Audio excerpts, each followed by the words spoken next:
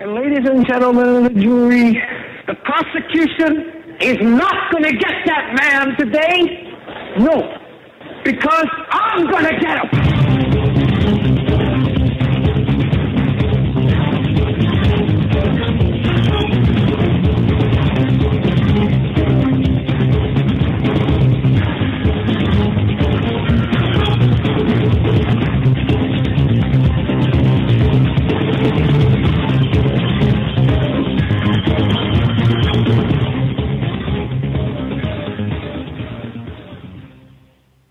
This is the Hagmann and Hagmann Report for today, Tuesday, December 4th, 2012. I'm Doug Hagmann. With me is my co-host, my son, Joe Hagmann.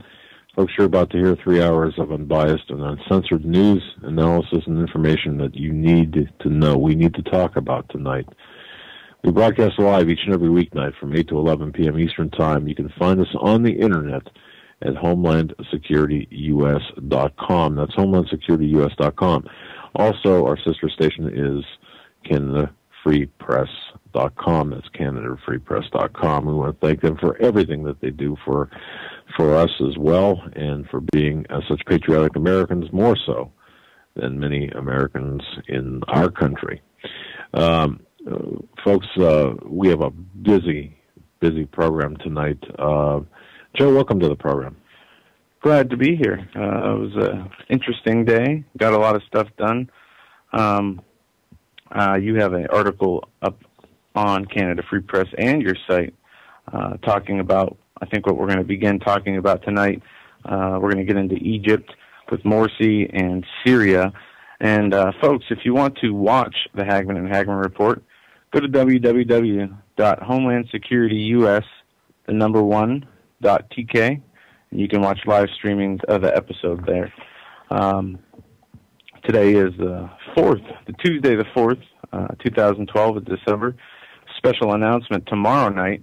We are going to have a guest, Steve Quayle, and he's going to come on and talk about gold, precious metals, and how it pertains to survival.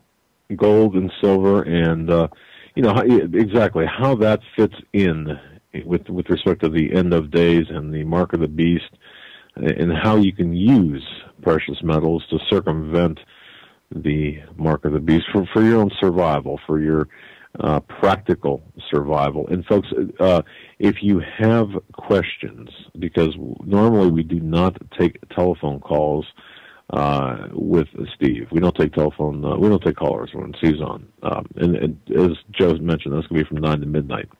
But if you have specific questions that you would like to ask him, email me. Just go to HomelandSecurityUS.com. Click on my name on any number of articles there, and that'll open up an email box. In the subject line, please use the word or words question for Steve Quayle. All right, questions for Steve Quayle. Simple as that. And then just type your question as concisely as possible in how you would like to be referred to on air.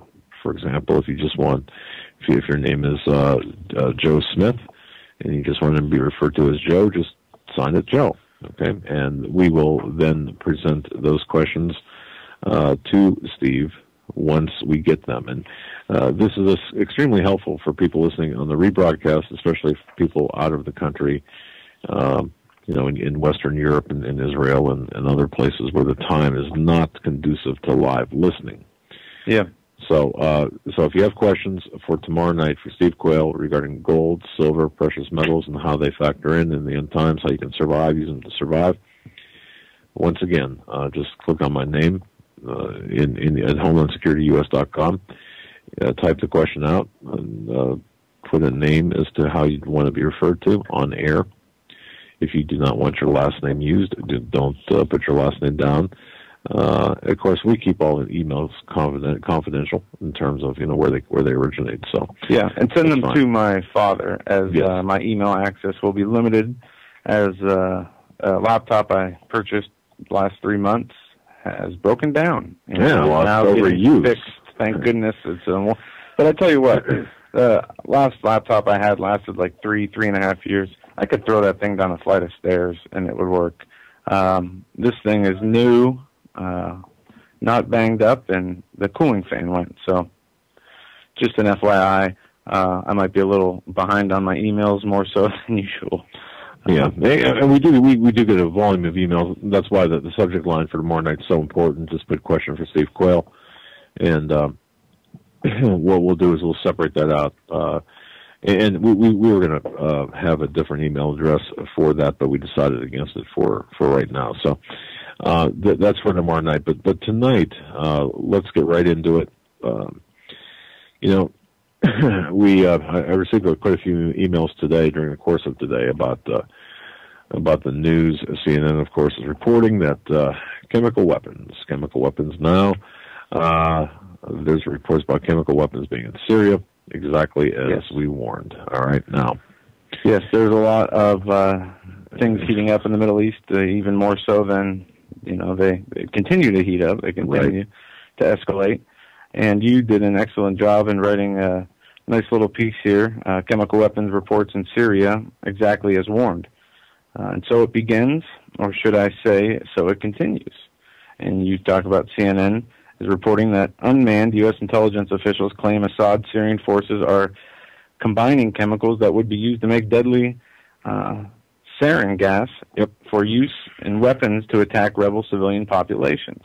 Now, we've spoken on this many times, and you cover this in your article, the false flag aspect of this, the Benghazi connection in this.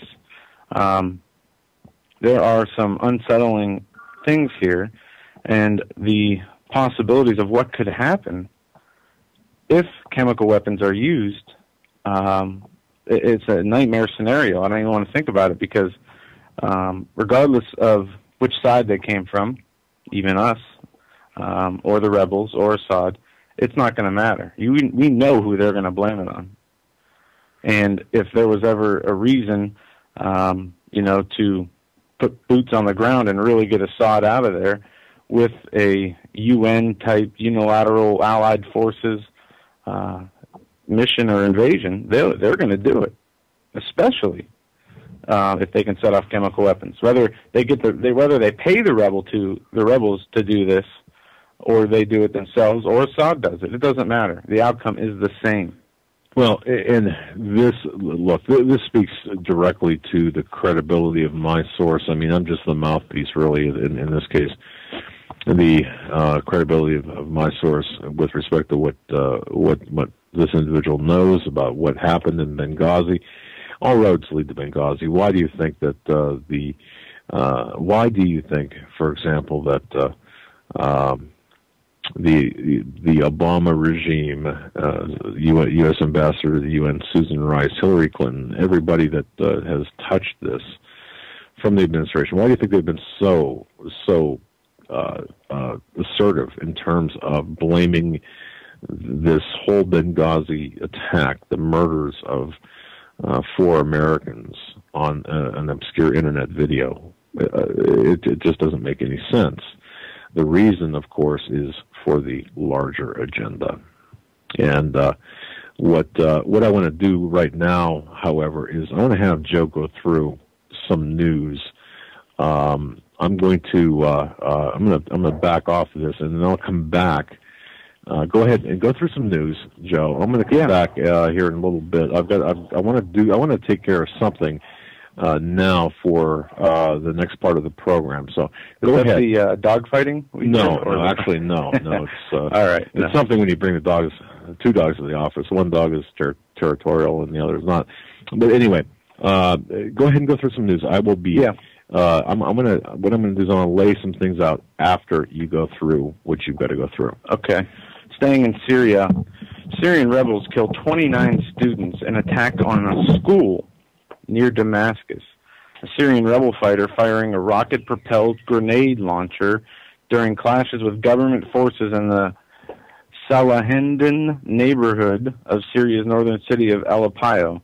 A mortar attack by Syrian rebels on a school near Damascus has reportedly killed 29 students, and a technical SANA news agency, SANA news agency reported. Earlier reports by a local TV broadcaster said that 8 students and a teacher were killed in the attack on the school about 20 kilometers northeast of Damascus.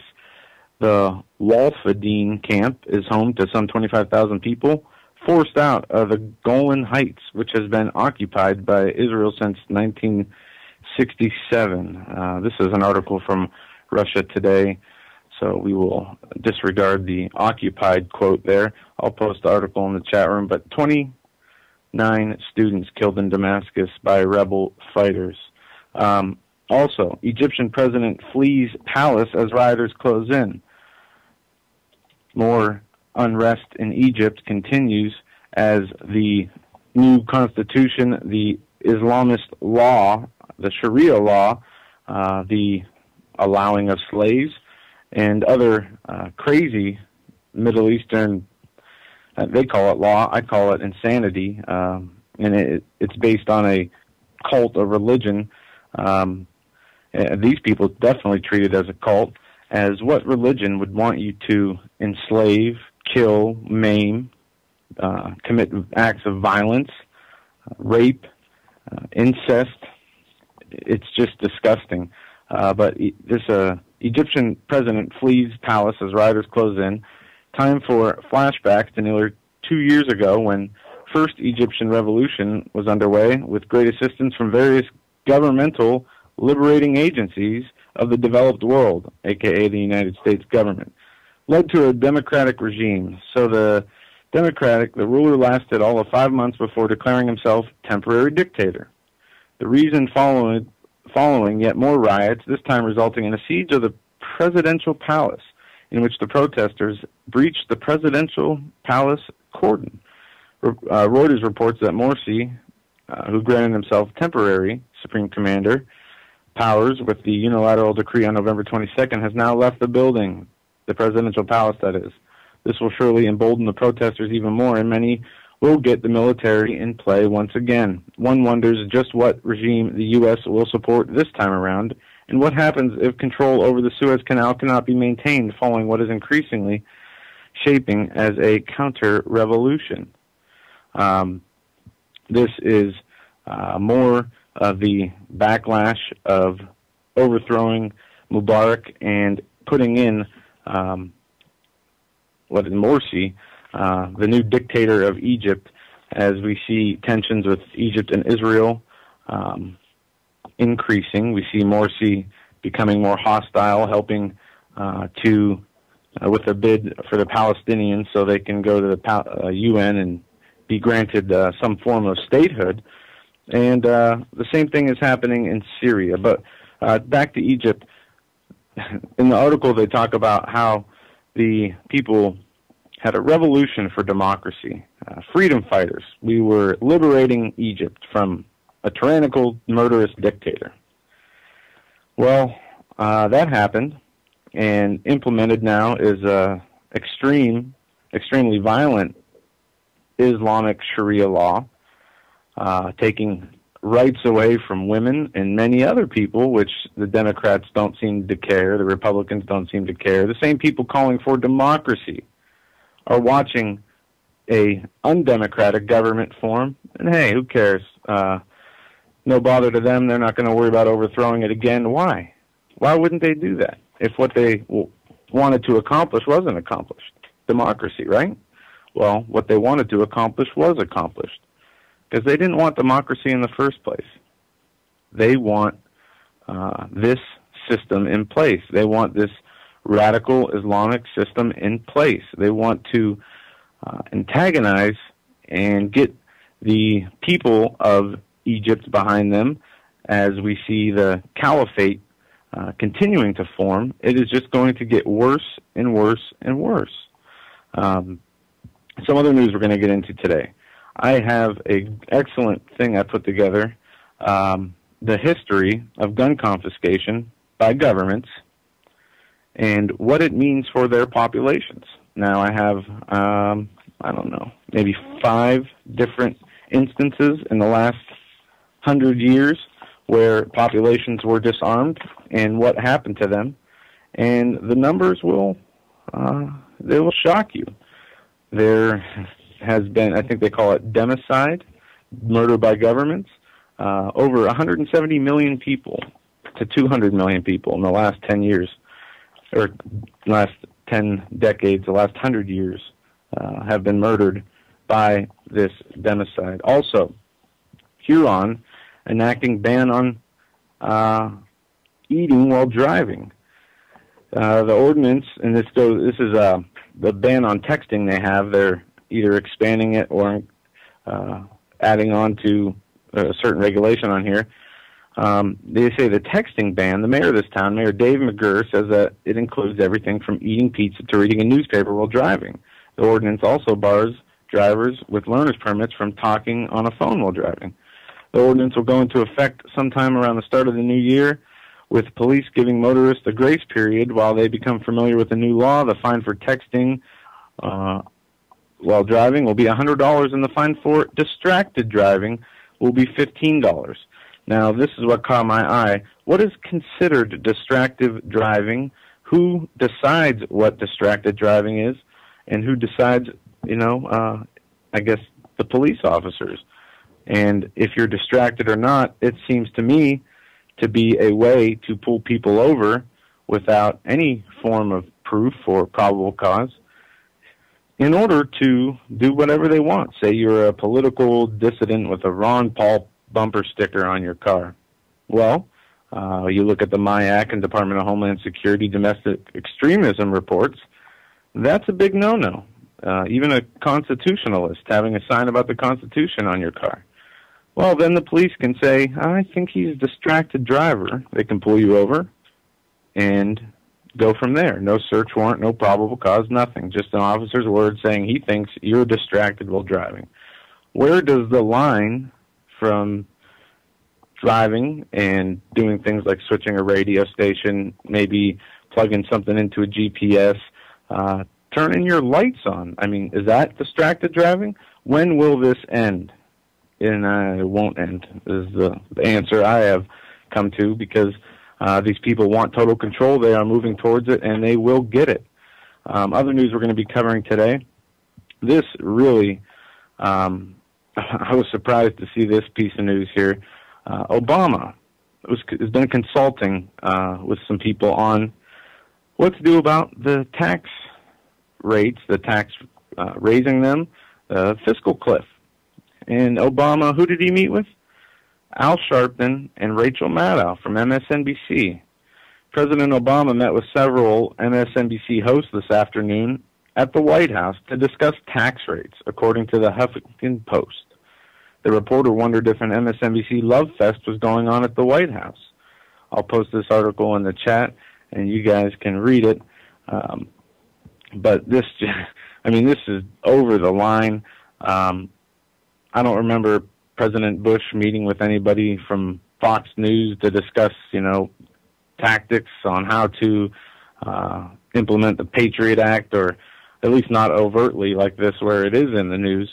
But we have Obama meeting with Rachel Maddow. Now, I want to... She does make me a little bit upset, and I've been working on my anger, and we got to pray for her. But out of the most qualified people in that circle, the media and political circles, Rachel Maddow, really? Al Sharpton? It just doesn't sit well with me. And are these the people that are going to be having an effect on what Obama does as far as his plan, his proposals, what to accept and not to accept?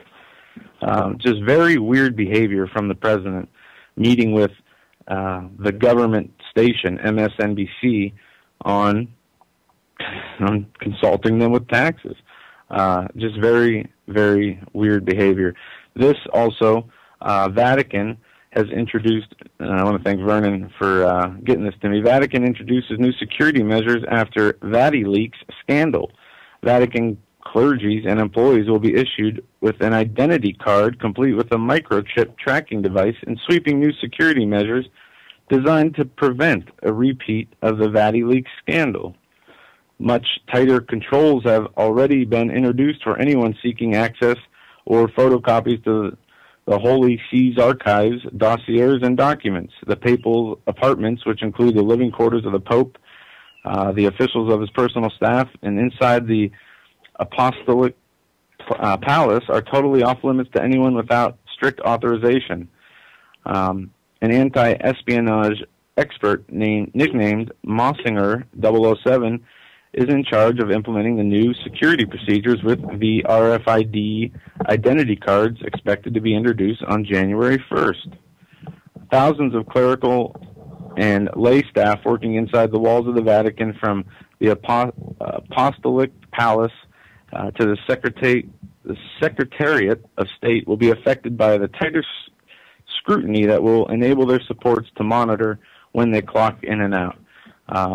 This is just surprising to me, as the Vatican is, moving along with this RFID program, even though it is only in the ID cards for now. One would think there would be religious exceptions to wanting to have this done, but it looks like it is internal. Now that my father's back, I'm going to give him a rundown. We talked about President Morsi fleeing the palace as rioters have closed in. That's interesting. Yeah. What did you expect? Yeah. I mean, well, I shouldn't say the way I explained it, the way I see it is, we went in there to overthrow Mubarak for what? For what? I mean, to install Muslim Brotherhood. No. What was the stated goal? Well, to free oppressed people. I mean, democracy. Obviously, yeah. Right. I mean, fair and loud, of course. And we talked about this with all the regime changes. They're overthrowing secular dictators and putting in Islam extremists who are anti-Christian, anti-anything but Islam, and it is anything but democracy. Also, this article, Huron enacting a ban on texting while driving, but not just that. Includes everything from eating pizza to reading a newspaper, and they have fines for texting will now be $100, while there is a new fine, a $15 distracted driving fine. Well, and I started to go down the road. I'm all right with that, but what's considered distracted driving? Well, doesn't this take away? I can see if you're texting while you're driving. I can see if you're reading a newspaper when you're driving. Right. I text while driving. And I've seen people read newspapers and books when they're driving too. Right, and I don't condone it, and it's bad. But my concern is, say the police want a reason to pull you over. I use the excuse of being a constitutionalist and having a bumper sticker that says as much on your car. Right. Okay. Now the police, all they have to say is distracted driving. For all that could entail, as much as could be, how do you know looking left or right at a stop sign isn't distracting? I thought perhaps that was an add-on to the texting. In other words, I don't think it would be a primary offense. It would be merely an add-on to the. Well, for example, if you're no matter what you're doing, let's say you are texting and it's a $100 fine, and an additional $15 for distracted driving. But that distracted driving covers all the other activities as well as a secondary offense rather than a primary offense. I don't really have a problem with that. But I do see what I do see from this. They're attempting to look at new ways to generate money. That's it. Period. That's one. Yeah. Well, they could have made the price a little bit higher than $15. But I'm looking at it from another way. It is to me, another way around probable cause, another way around a reason to pull you over. Yeah, but see, they don't need probable cause. They could say that your tire went over the line if they really wanted to. No, but in court, if you show that there was no probable cause to begin with, that case will get thrown out so fast, faster than a dictator in the Middle East. Good one. No, but see, it's your word against the officers in the court, and having been there in that venue, knowing there's really you don't stand much of a chance. So I can, in this case, I suppose I could see how this would be. Yeah, how it could be used for nefarious purposes. Well, yeah, but still. But look, we've got bigger things to really talk about as well. Thank you for bringing me up to speed, and I appreciate you allowing me to take take off for a second here. Where I was trying, folks, here's what I was trying to do. I was trying to get an update, and I did get an update on a couple of issues with respect to Benghazi in Syria, chemical weapons, the posturing over there, Russia. It was a very quick conversation, additional conversation, because I had some outstanding questions about this. And I'd like to revisit the situation in Syria, because I think that this is one of those checkpoints in history where we're going to be looking back and saying, okay, Benghazi was certainly a checkpoint in history. This is going to be a kind of, a speed bump following the checkpoint. And once again, I thank you for your patience. But according to the information I just received, a couple of things are going on. Turkey is gradually gradually, you're going to see Turkey go from a NATO ally to a non-NATO ally. This is important now. So Turkey is going to go from an ally of NATO, well, a member of NATO and an ally of the United States, to perhaps siding with Russia. Okay, right? Now they can still be a member of NATO supporting Russia?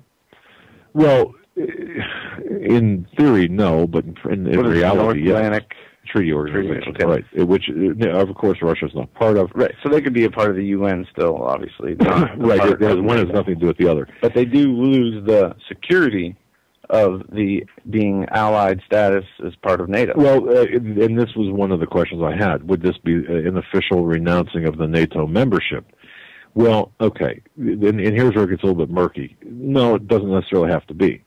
Because you could have, and we're seeing this both on a personal level in our lives, folks, and now, I mean, on the national level, you could have a NATO ally that, for all practical purposes, is not an ally of yours at all. And this is something that I think we're going to see happen here. And don't forget, what happened at Benghazi? Well, you had the Turkish Consul General visit Stevens. What was that all about? And as I have asserted, based on the information I received from my source, look, if you don't think that my source is plugged in, I mean, I got to tell you, he is, and everything that he's told me that I've written has come to pass, or is easily provable, or has been verified in some way, shape, or form. And even some of the things that I didn't write that he's told me have come to pass. And why didn't I write them? Well, for space constraints and for time constraints. But now, that said, the issue here, this looks almost as if this could go one of two ways right now with respect to the chemical weapons. This could be a reminder, a trial balloon of sorts by the United States to the world, reminding the world that Syria has chemical weapons, and that it would appear that they are preparing to use them.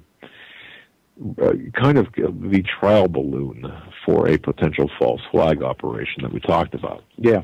Okay, now that's one way this could go.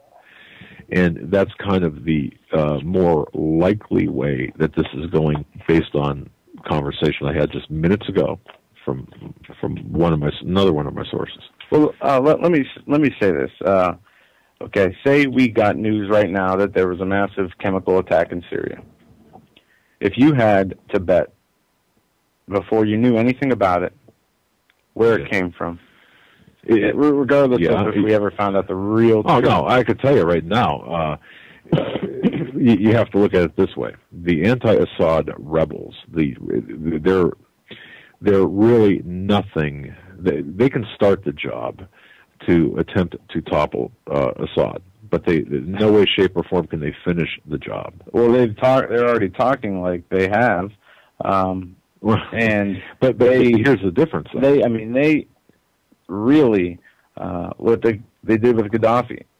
Before I heard the phrase, before his body was cold, they implemented Rothschild Central Bank in Libya. Right. One of the goals. Right. And so they did. But see, here's the thing. They did not do that alone. In other words, the anti-Gaddafi rebels in Libya did not do that. How could they? I mean, how could a group of Al-Qaeda rebels that have no think of it this way: monetary experience, no connections to the IMF, World Bank, the Federal Reserve Systems, institute their own central Rothschild World Bank. They couldn't. Right. All right. Think of it this way, though. All right. By comparison, as an example, imagine a militia from Alabama getting together. A militia of several, I don't know, we'll say 2,000 guys getting together and going and trying to topple Washington. Okay. How successful these, and having no support from any other state or any other entity, no support from the inside, just trying to do, how successful do you think they'd be? Not at all. They wouldn't be successful at all. I guess really. I mean, if they were expecting it, no, they wouldn't. No, I mean, they could do ridiculous some damage if they really wanted to, but no. But so that's what we have, and maybe that's an oversimplification. But what you have in Syria is you've got a group of limited capacity attempting to overtake an army that is no Libya, is no Iraq, is no Libya or no Afghanistan. And the Syrian army is equally, if not more, potent than Iraq's army. So taking them down in this fashion is really not. They can start it. They can cause a lot of problems. They could be the fly in the ointment. They could be, it could become a real problem.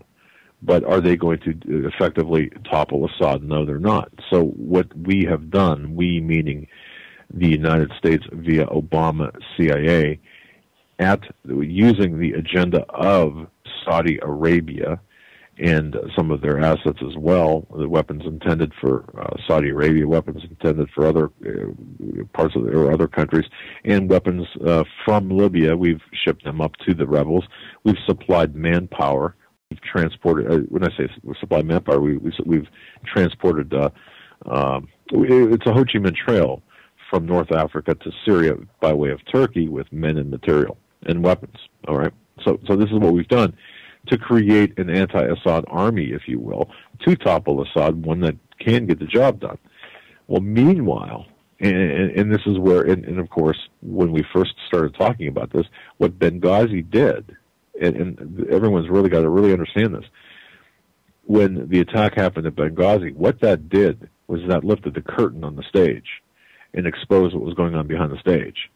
That's why this is so important, because the curtain was pulled up and the stuff that was going on behind the scenes, it was exposed, if not just for a minute, but the entire audience, meaning the entire world, got to see what was going on in the background, behind the scenes, behind the curtain. And everybody from Obama to Petraeus to everyone on the inside, to Biden, to Panetta, to Clinton, to Rice, everyone, to Carney, they shut that curtain, pull that curtain down. You can't see. You can't see what's going on behind the curtain. Because if you do, that gives you insight into not only what's going on in Libya, but their plans for Syria and their plans for the entire Middle Eastern region. And the fingerprints, whose fingerprints are on this operation? It's Saudi Arabia. It's the United States via Obama. It's our fingerprints. Some of those chemical weapons, yes, from... And let me just get this off my chest, ladies and gentlemen, because I the mere mention of my name on certain forums, they pull threads, and of course I'm not welcome on certain forums. Why? Just because, I don't know. It's because you smell funny, or I'm sorry, hygienically challenged, but no, look, but see, here's the thing: the message is so important to get out. I just want to write under John Smith or something, because look, here's because then I see various threads and other people writing about this that from a sign of ignorance. And let me just say this for people who maybe not be too or not forum savvy. There's a lot of different forums out there where they have millions of viewers a day, where you can create an account for free. You can post news stories for free, and it gets the attention as the people think how important it is. Free Republic, Yep. Well, yeah, of course. You're not allowed. We're not allowed there. No, it's Doug Hagmann Even not if welcome. You weren't related to us and had the same last name as us, you probably couldn't open an account there. Right. But GOP. Which, oh, that's right. Yeah. I had an account there for a while. Banned us because of defending Steve Quayle versus what somebody said there. Completely banned us. And there's it's not just forums, it's other alternative news sites. Other websites as well. There are alternative news sites who talk about the truth, talk about the real truth, but have this infighting. And there's a reason why we're bringing this up, and it has nothing really to do with us being sore about it. I mean, it's obviously it would be nicer because the truth would get out there and people would understand, but there's another reason behind it. Yeah, it's frustrating not being able to go on the forums where you or I used to go to post our information that lots of people would see.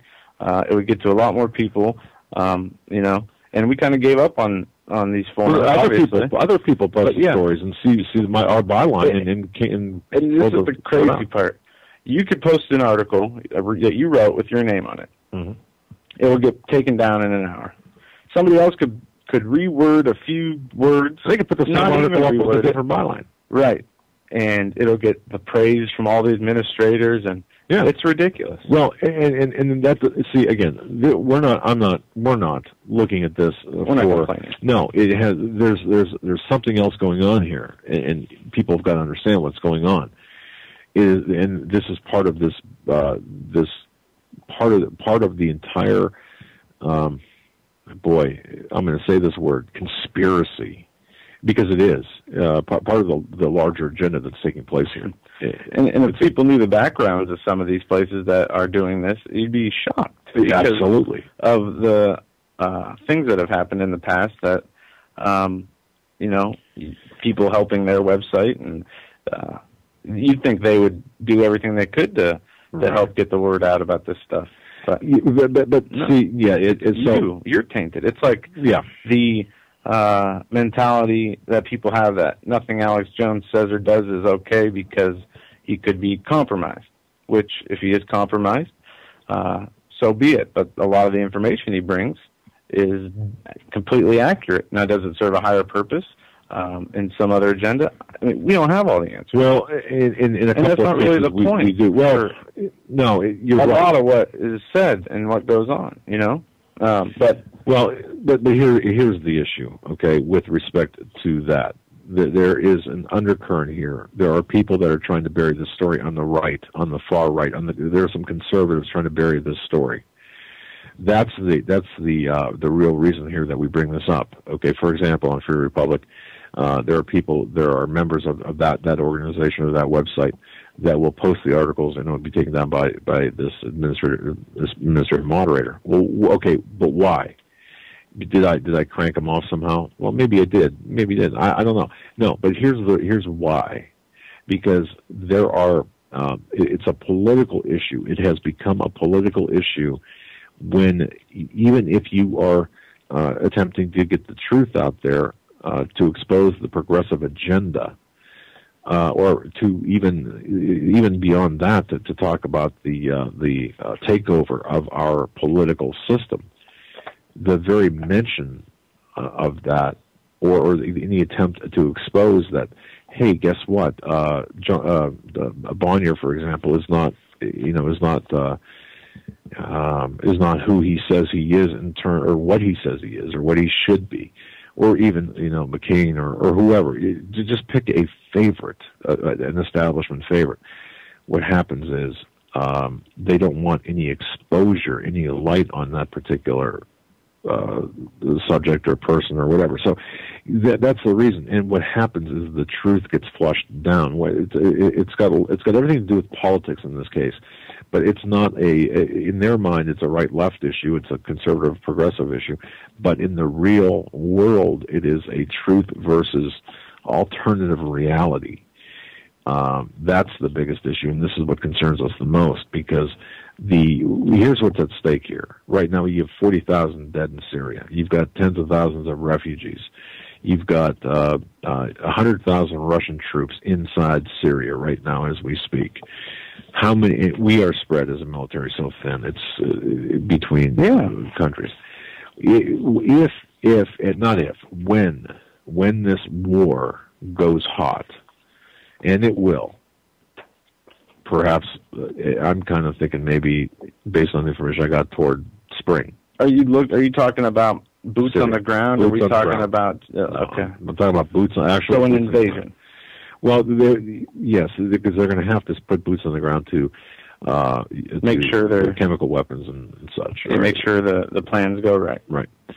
Okay, when this happens, they are going to be facing not only our troops, our men, our women are not going to be just facing these ragtag groups of rebels. They're going to be facing Iranian army and Russian army, and to some degree Chinese armies. Now think about that. Think that through for a moment, and understand the gravity of that, because Russia has a lot at stake in Syria. That's where their energy pipelines go through Turkey to Syria. They've got a deep water port in Tartus. They've got a lot of strategic and economic importance is connected to Syria on behalf of Russia. They lose that, and Syria falls. Turkey will eventually go as well, and from that point, all of the little stand countries are going to go, and you're going to have it's going to be just chaos and global chaos with the Muslim Brotherhood. This is what Obama is trying to push through. All right, so that's the agenda, and it's not just Obama; it's the people behind Obama, and this is where the other people, the other groups, the other forums, the other websites, even some alternative media don't want to tread to get to the root, the core. Well, what's behind Obama? It's the Obama and the Muslim Brotherhood, absolutely. But let's not make this just simply a right-left, Democrat, Republican political issue. It's not. It's more than that. It's a new world order issue. And there's a article here on Activist Post, U.S. repeats Syrian chemical weapons warnings. And they have repeated these chemical weapon warnings or whatever you want to call them, fear tactics, numerous times. But they go on to pose the question.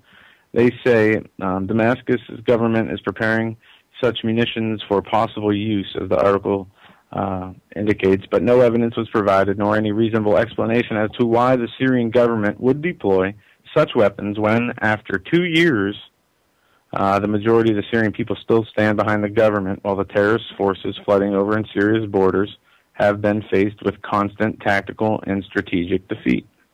Why would Assad gases on people when he is winning the actual civil revolution?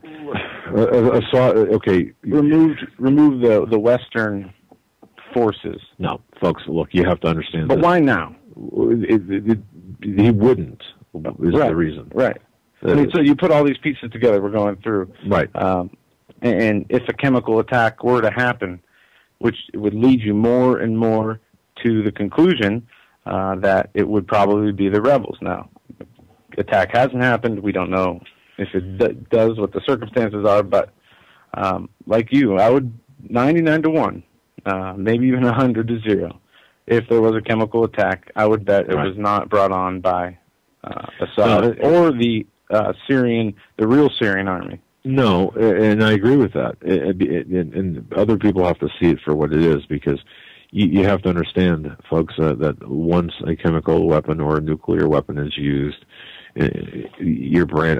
forever, the world condemnation, is going to be just tremendous. So, even in the battle of the world political will, or the world, I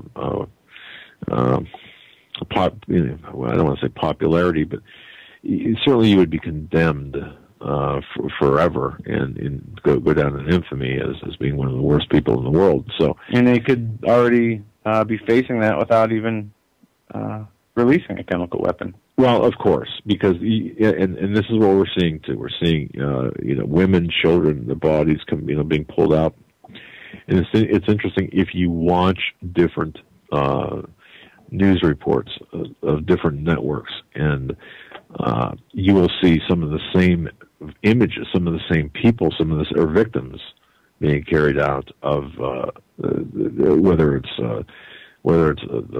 Gaza or Syria. Look very carefully. You'll see some familiar faces. They're using stock footage to show the atrocities that are taking place. Now, of course, Assad is no angel, and I've got no love for Assad whatsoever. But what's taking place here is something totally different. And the reason we want to hammer this home so hard, so much, and because folks, you are watching right now the initial stages of a third world war. And I dare say, and think about this. Let me throw this out to you folks. All right. Remember during the summer, remember when everyone was looking for something to happen at the Olympics? Mm-hmm. I mean, that was one of the most, it seemed as though, especially in hindsight, that they really played it up. I mean, they put all the indicators times 10 out there to make people think something was going to happen. It did. But it wasn't the kind of thing that we expected. It wasn't a nuclear bomb. It wasn't the London Underground terror getting hit by terrorists. It wasn't a false flag. But what was it? Because it is more important than all those things. Folks, I have to say, if you think about this, what do you think happened at the Olympics this summer in London? What do you think happened there? And I don't know the answer to this. Okay, well, let's see. Like I said, let me just kind of give it a run up to this. Right before the Olympics in London, everyone was saying, could there be a false flag? Even we were saying that. Could there be a false flag? Could there be something that would happen at the Olympics? Brandy, all right. Want to know how to scientifically cure your hangover? Don't know what that was. All right. Little gremlins against us. Okay. We're in the run-up to the Olympics. Everyone's expecting, even us, something to happen. The Olympics came and went. Nothing happened. No terror attack. Nothing. But did you see the Olympics? Did you look at the Olympics? Did you watch the Olympics? Did you see what was going on? I didn't either. But I'll tell you something. Right now. The Olympics, how about this? The Olympics announced to the world, and you know what? You guys might think like you finally lost it now, Doug. If we are dealing with a globalist agenda, and if the globalists are really behind everything, and the elite are behind everything, and they have so much power as they do, where are they based out of? Of course, London. Where were the Olympics held? London. They fought so hard to get the Olympics in London. And this is something we talked about last night. Right, 1908, the Olympics were held there. And by the way, the Olympics, the Olympics that were held, the Summer Olympics, those are the key. I mean, for the ceremonies, the real Olympics, if you will. And I'm not going to go through all the mental gymnastics behind it because I don't understand a lot of it myself, but I do understand enough to be dangerous. But 1908, 1948, and 2012, okay. Those were the dates when London hosted the Olympics. But this last time, remember how there was a fight where the Olympics were going to be held, and finally they were held in London. Well, what happened? The terror attack didn't happen.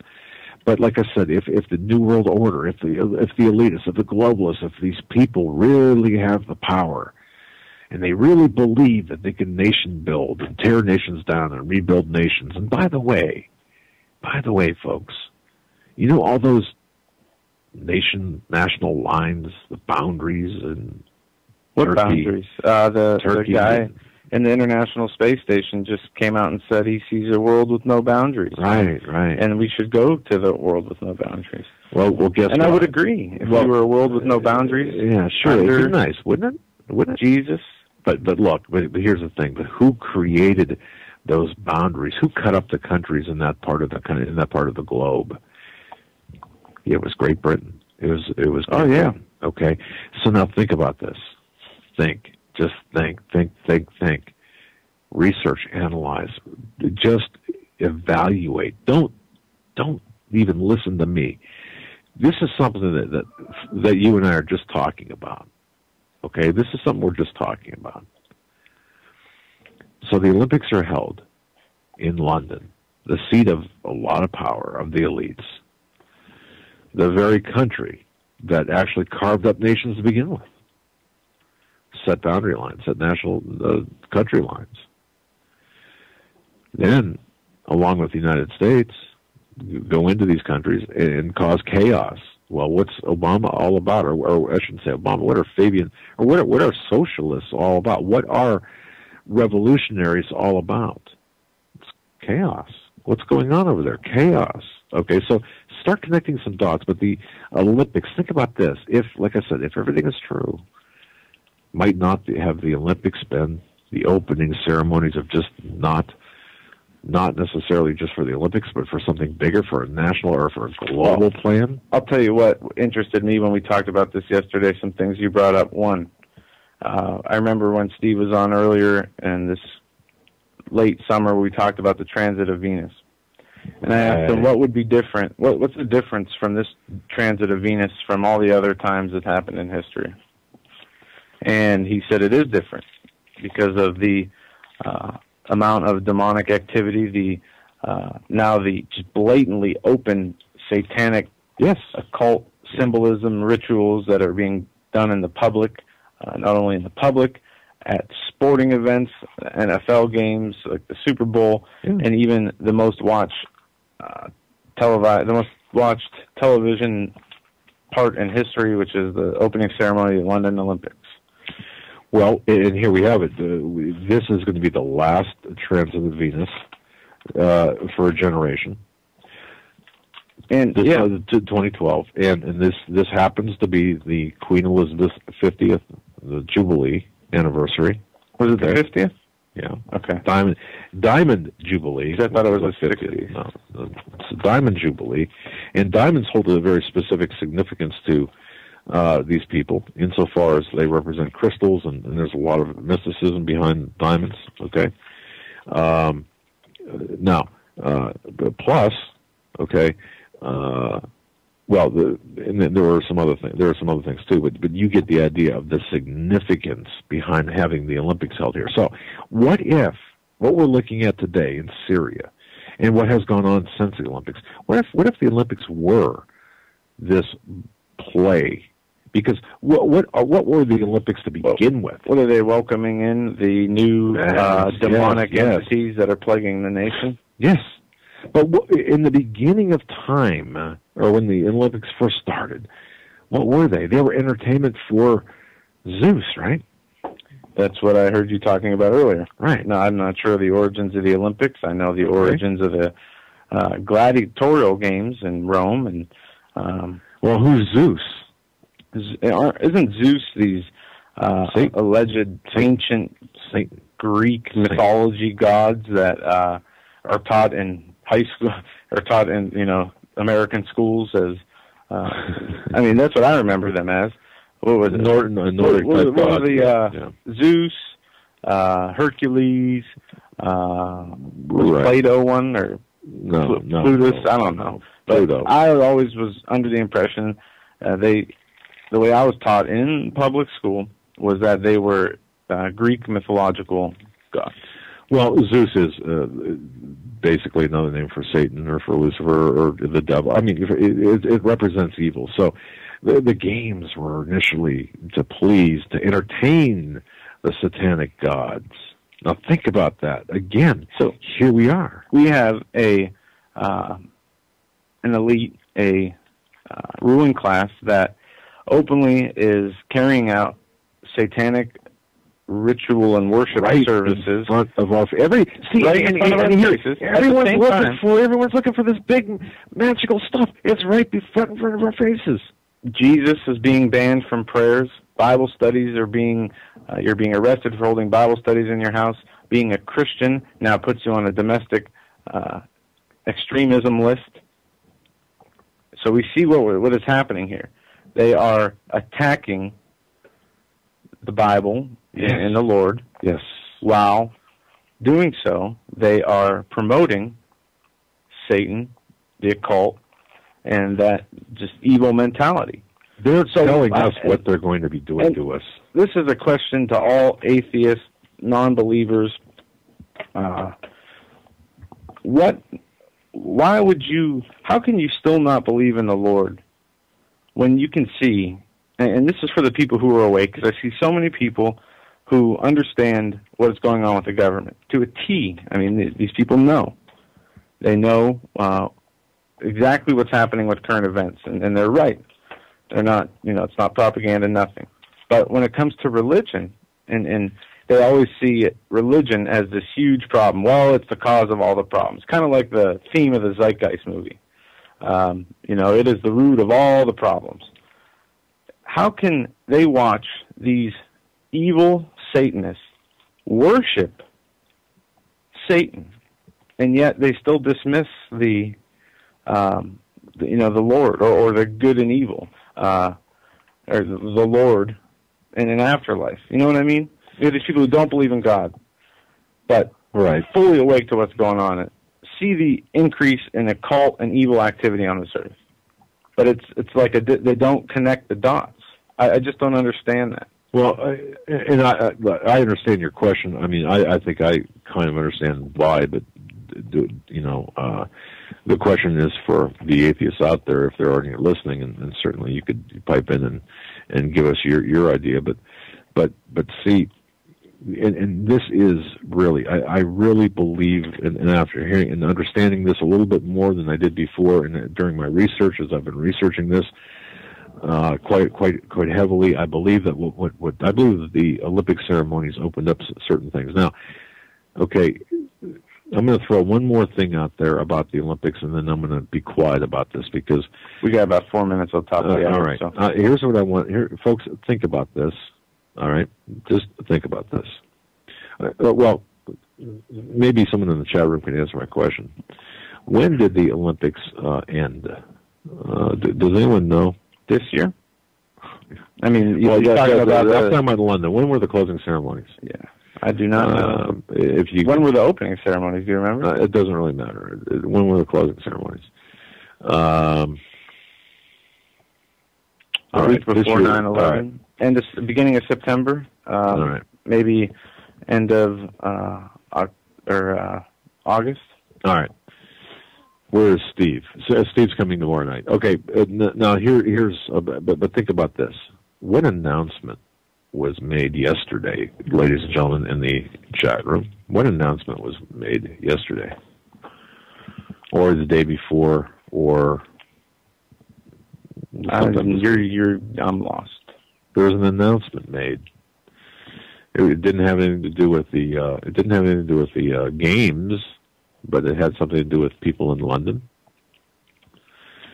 People laugh out loud. I'm so lost. Okay, I apologize for. I apologize. All right. Look, here's what I'm trying to say, and let me just recap this very quickly. All right, what we're seeing going on in Syria right now, and everything going on in the Middle East. I believe, based on my research, that the Olympics, the London Olympics, because where it was held, the timing in which it was held, the numerology, and if you want to get involved in that kind of stuff, but the symbology behind the Olympics was a show by the elitists, by the people, by the powers, by the movers and shakers, by the people who actually create nations and tear down nations. It was a show for them, and by that very show, they were. It was a very satanic ritual, if you will. And I know I'm going to lose people. I'm going to lose people saying, "Oh, you're an idiot." But it's okay. You have to think like these people think, not like you think, but think like these people think. It was the opening of a new generation, a new age. That's what this Olympic represent. This latest Olympics represented the opening of a new age, and that makes sense because the people say that December, whatever of this year, is the beginning of a new age. Right. It opened a portal. It opened the somebody said earlier about the evil, about the dripping, satanic nature. Okay, now here, I'll tell you what, we're up against the top of the hour break. We're going to take the break, and I'm going to come back. I'm going to finish my thought because when we come back, because it's important. When we come back, I have a video queued up for Troy's going to play. It's called Hillary Clinton Wants More Money for Alternative Media Propaganda. It's 2 minutes and 22 seconds long by Ben Swan. So we're going to go to commercials. We're going to come back. We're going to play. I'll tell you what. Hold that video if you don't mind. Okay. Hold that video. But let's come back. Let's go ahead and go to the break. We'll come back. Let me finish my thought, and then we'll move on to that. Folks, you're listening to the Hagmann Report for this Monday or Tuesday, the 4th day of December 2012. Thanks for being here. Thanks for your patience with me. And don't forget tomorrow night's special show from 9 to midnight with Steve Quayle. The show will be titled Precious Metals and Survival and the Mark of the Beast. And it should be a great show. Folks, you're listening to the Hagmann and Hagmann Report. We'll be right back after these short messages.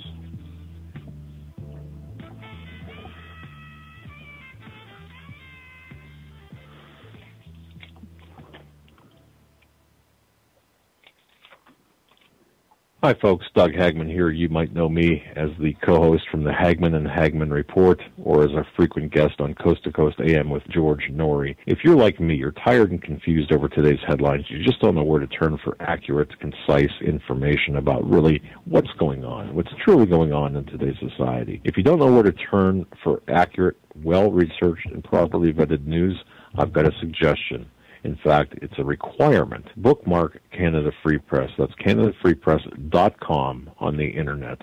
It's just not for Canada. It's for news across the world. Judy McLeod, founding editor, has put together a vast array of talented writers like Kelly O'Connell, Daniel Greenfield, Dr. Eilena Johnson-Powell, a lot of guest columnists, very talented writers. Folks, that's Canada Free Press at CanadaFreePress.com. Now mobile friendly. Follow on Facebook, because without America, there is no free world. Survival of the fittest. In any and all situations, survival is your number one priority. That requires being tough and thinking smart. And the folks at Freeze Dry Guy are going to help you do just that. They have the long-range patrol ration entrees, what they call the Brick Pack. When you're in survival mode, it is absolutely the best item for your survival pack or bug-out bag. You can go farther, faster, and carry more food with the LRP cold weather ration entrees. Not only do these long-lasting, durable entrees help sustain you or your family through the harshest environment or situation, they are by far the most delicious of their kind. No contest. With a variety of tasty entrees, you can't beat the LRP Brick Packs. Let Freeze Dry Guy help you in your survival situations. Go to freezedryguy.com. That's freezedryguy.com. Or call 866-404-3663. That's 866-404-FOOD. You better wake up fast and listen to this, America. The Obama campaign has launched attack squads disguised as truth teams dedicated to intimidating and silencing all political dissent carried over the Internet that criticizes the Marxist Obama. Truth squads specifically focused on covering up Obama's endless trail of lies, corruption, and subversion, and using the Gestapo power of our own government to police and censor the Internet and shut down websites that dare to carry the real truth about Obama's Marxist coup. Remember the names of these Gestapo-style agencies at work right there in your neighborhood. KeepingHisWord.com, KeepingGOPHonest.com, and AttackWatch.com. KGB, SS, and Gestapo-style police-state gangster organizations at work to silence the important voices of patriot dissent, some of which have already been shut down by Obama's orders. Adolf Hitler would have been proud. We're the 21st century Tea Party patriots.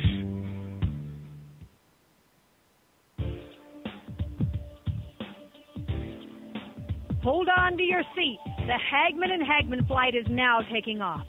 Doug and Joe Hagmann have cleared the runway of TSA agents, jihadists, political crackpots, and global elitists. Now get ready for some real news. Here they are, Doug and Joe Hagmann.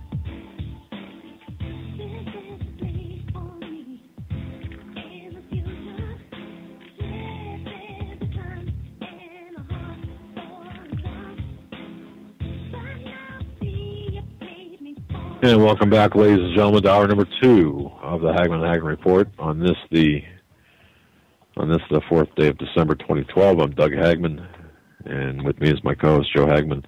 Of course, you are listening to the Hagmann Report. I want to thank each and every one of you for joining us live tonight. If you're not listening to us live, I want to thank you for downloading this podcast as well. Where I left off at the end of last hour, I think this is so important, folks, and here's the thing: everyone is out there looking for things that are going on behind the scenes, and there are many things going on behind the scenes, but things that are through the fog and hidden by the fog and hidden by the smoke and mirrors and in the fun house and where everything's distorted, and there are things there. But folks, let me say this. There are other things, I believe, just as powerful, if not even more so, that are not hidden, that are out in the open, and that are the very signatures, or the very signatures of the elite, of the people who are actually pulling the strings of the puppets, who are actually behind the banks. Who are the banks? We'll say the 300 or so people on the planet that run the planet that feel that they've got this lock on the future, the real people. Okay, it's these people who are behind everything. And see, and don't forget, folks, 2012, and you listen to Steve Quayle, you listen to Tom Horn, you listen to other people talk about 2012, and of course the Mayan calendar. Everyone's looking for the end of civil things to end on the 21st of December, 22nd of December. Yeah, the whole world's just going to stop spinning. Right. No. But see, and folks, this is what this is to me, from an investigative point of view. As an investigator, this is brilliant. What they're doing is brilliant. And think about it: the world's going to end based on some ancient calendar. But nobody says how. Nobody has any ideas. It's just going to end. No, it's not. It's not. See, it's no. Right. What we're watching, folks, is the beginning of a new age, the beginning of the age of the very people who want to destroy us, who are going to treat us, who are going to enslave us. Right, and you know where it is they get this age? It's from astrology. Of course, because astrology plays a key role in this, as does numerology, as does symbology. Everything that has to do with satanic, Luciferian agendas has to do with this. So, and a new age being brought in wouldn't be complete without the new age religion that is more prevalent today than any time in history. That's right. So if you take a look at everything that's going on this year, the Summer Olympics, the very Olympics that hold the significance of the Olympics, because you've got the Summer, Winter Olympics, but it's the Summer Olympics, the Olympiad. Okay, it's these Olympics that hold the significance. So now you had the fight over where this was going to be. Now it ended up in London. Why London? London is the seat of power. London is the new Rome, folks. London is the new Rome. It is the financial capital of the world. Yes. Everything revolves around Great Britain, around the United Kingdom. It's back to Britain, folks. Well, we are in the new world over here, where Europe and Israel and the Middle Eastern countries have been the centerpiece of the world for thousands of years. Only very recently, they call it the New World over here, what was discovered, or the way things played out was turned into America.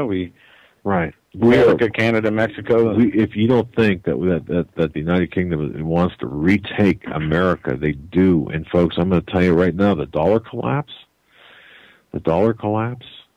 What would we? Just think about this. if the U.S. dollar collapses, wouldn't it be something if Canada actually had a stronger dollar than the United States? Don't they already? Well, but I mean, forever and ever. Okay, and of course, Canada being aligned more closely with Great Britain. But here's the thing. See, and here's the evil genius behind this. 2012, in terms of the various cultures, as I said, Tom Horn, Steve Quayle, they all talk about this, about the Mayan calendar. It's the beginning of an age. They talk about the various, and Tom Horn goes into extremely detailed analysis of this. And Tom will be on the show in January. I did have some conversation with him. He'll be on the show in January with Steve Quayle as well. So it's going to be a great show. But that said, look, there's like 4 different calendars, 3 additional aside from the Mayan calendars. They're saying that 2012 is going to be the end of one age and the beginning of another.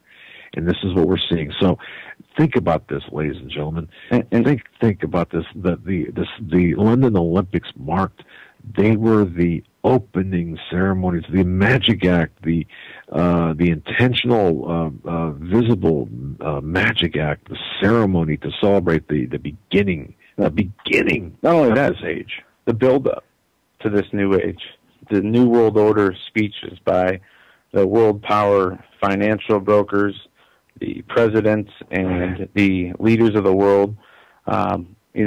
It was rare when you heard the phrase New World Order uttered by a leader on the news or anybody on the news. Isn't that something, though? Now, but guess what, though? It's in 1990 was the they first. Admit it. 1990, George Bush, New World Order. First time he uttered that. Well, not the first time, but the time that he uttered that phrase in public. Then Bill Clinton. But 1990, and then Obama. Then we had 9/11, and 11 years later. Then after that, 2012, we had Libya. But we also had the Olympics, and then the transit of Venus. I mean, once again, the calendars, the astrology, all of this in 2012. It's right in front of our faces. Even Ahmadinejad calls for a new world order. The Pope called for a new world order. He called for a new economic world order, the Pope. But everybody seems to be on the same page in the that's right, the elite of politics of every country. They want a new world order. And it's not a new world order. I mean, you guys know this. It's not a old world order coming back. Exactly. It's the rebirth of the one world order system. The Babylonian system. But see, but here is the other part of it too, and this to me, and I want to say something to Nisha in chat. She says they're talking about the New World Order in children's cartoons. I was actually at a friend's house where, they were. It was some cartoony as a kid, and there was a Cartoon Network, and there was these good cartoon figures fighting bad ones, and the good ones were the new the World Order, the World Order of Police or something like that. I couldn't tell you what cartoon or when, but yes, I see it. The clothing. My friend had a jacket he was wearing. Didn't even know on the back it had these little subtle symbols of the eye and the pyramid. I mean, you go to Walmart, Kmart, these symbols are everywhere. On our clothes now, on kids' toys, on kids. They are subliminally. But if you go back to Walt Disney, remember when you were a kid, folks? Remember as a child watching Walt Disney? Do a search on Walt Disney on the subliminal messages to children. Oh yeah, the sexual messages that are hidden in there are what's pointed out in the Disney movies. But I'm so passionate about this because and I've got just a few more things to go here. But I'm so passionate about this because now, like I said, everyone is looking for what's hidden. Everybody's looking for that hidden nugget of truth. But that's why these elite, the planners, the people that are behind the puppets like Obama. And I'm not saying Obama is merely a puppet. Obama is a puppet that popped a few strings and is doing his own thing as well. But here's the thing: everyone's looking for it hidden.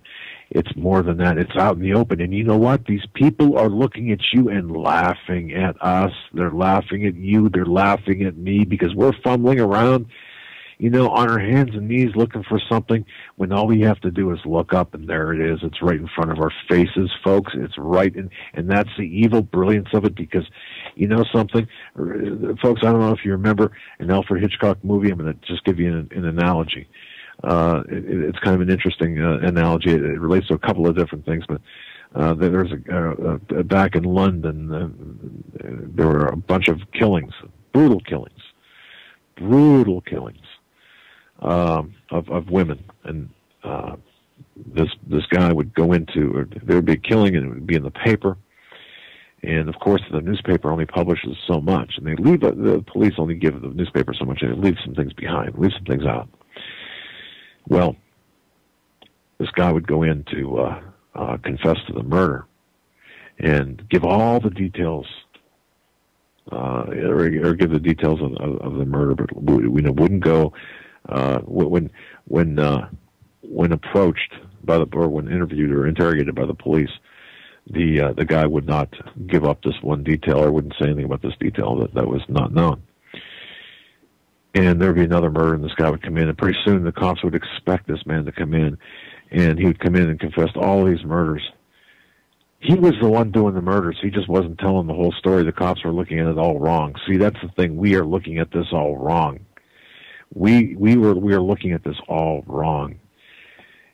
What we expected to have happened during the Olympics, no.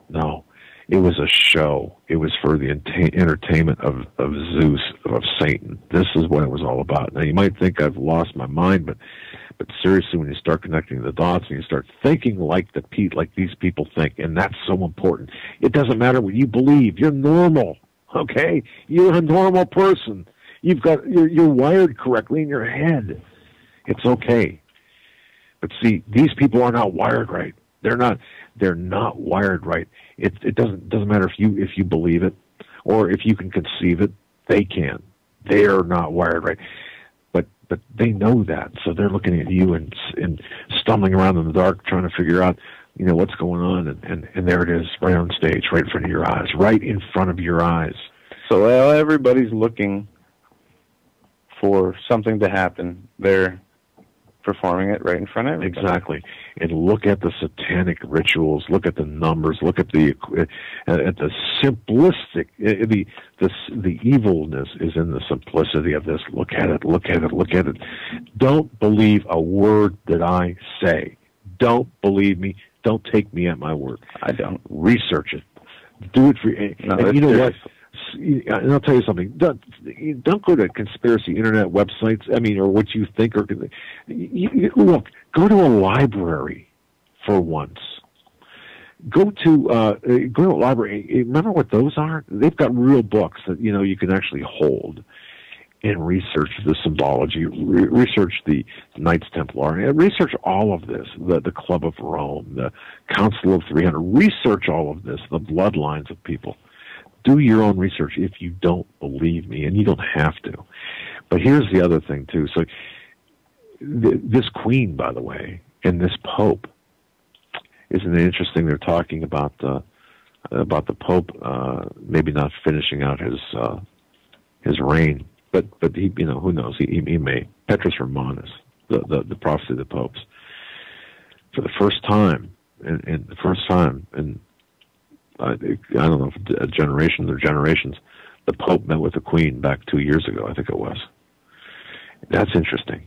You've got numerous things taking place, all involving Great Britain. You've got involving Great Britain, Rome. You've got the Vatican, all this. But now here's the thing, okay? What was announced right after, or here this past week, that had to do with the royal family? The pregnancy. Of who? Kate Middleton, and Prince William's wife. Yes. Think about this. I don't know, and seriously, I don't know how far along she is. I don't know about doing the math, but they said in the article yesterday that the announcement's usually made in the 12-week mark of the pregnancy. Okay, so they had to do it before because of some kind of her sickness or whatever, morning sickness. Okay, but think about this. Is it possible that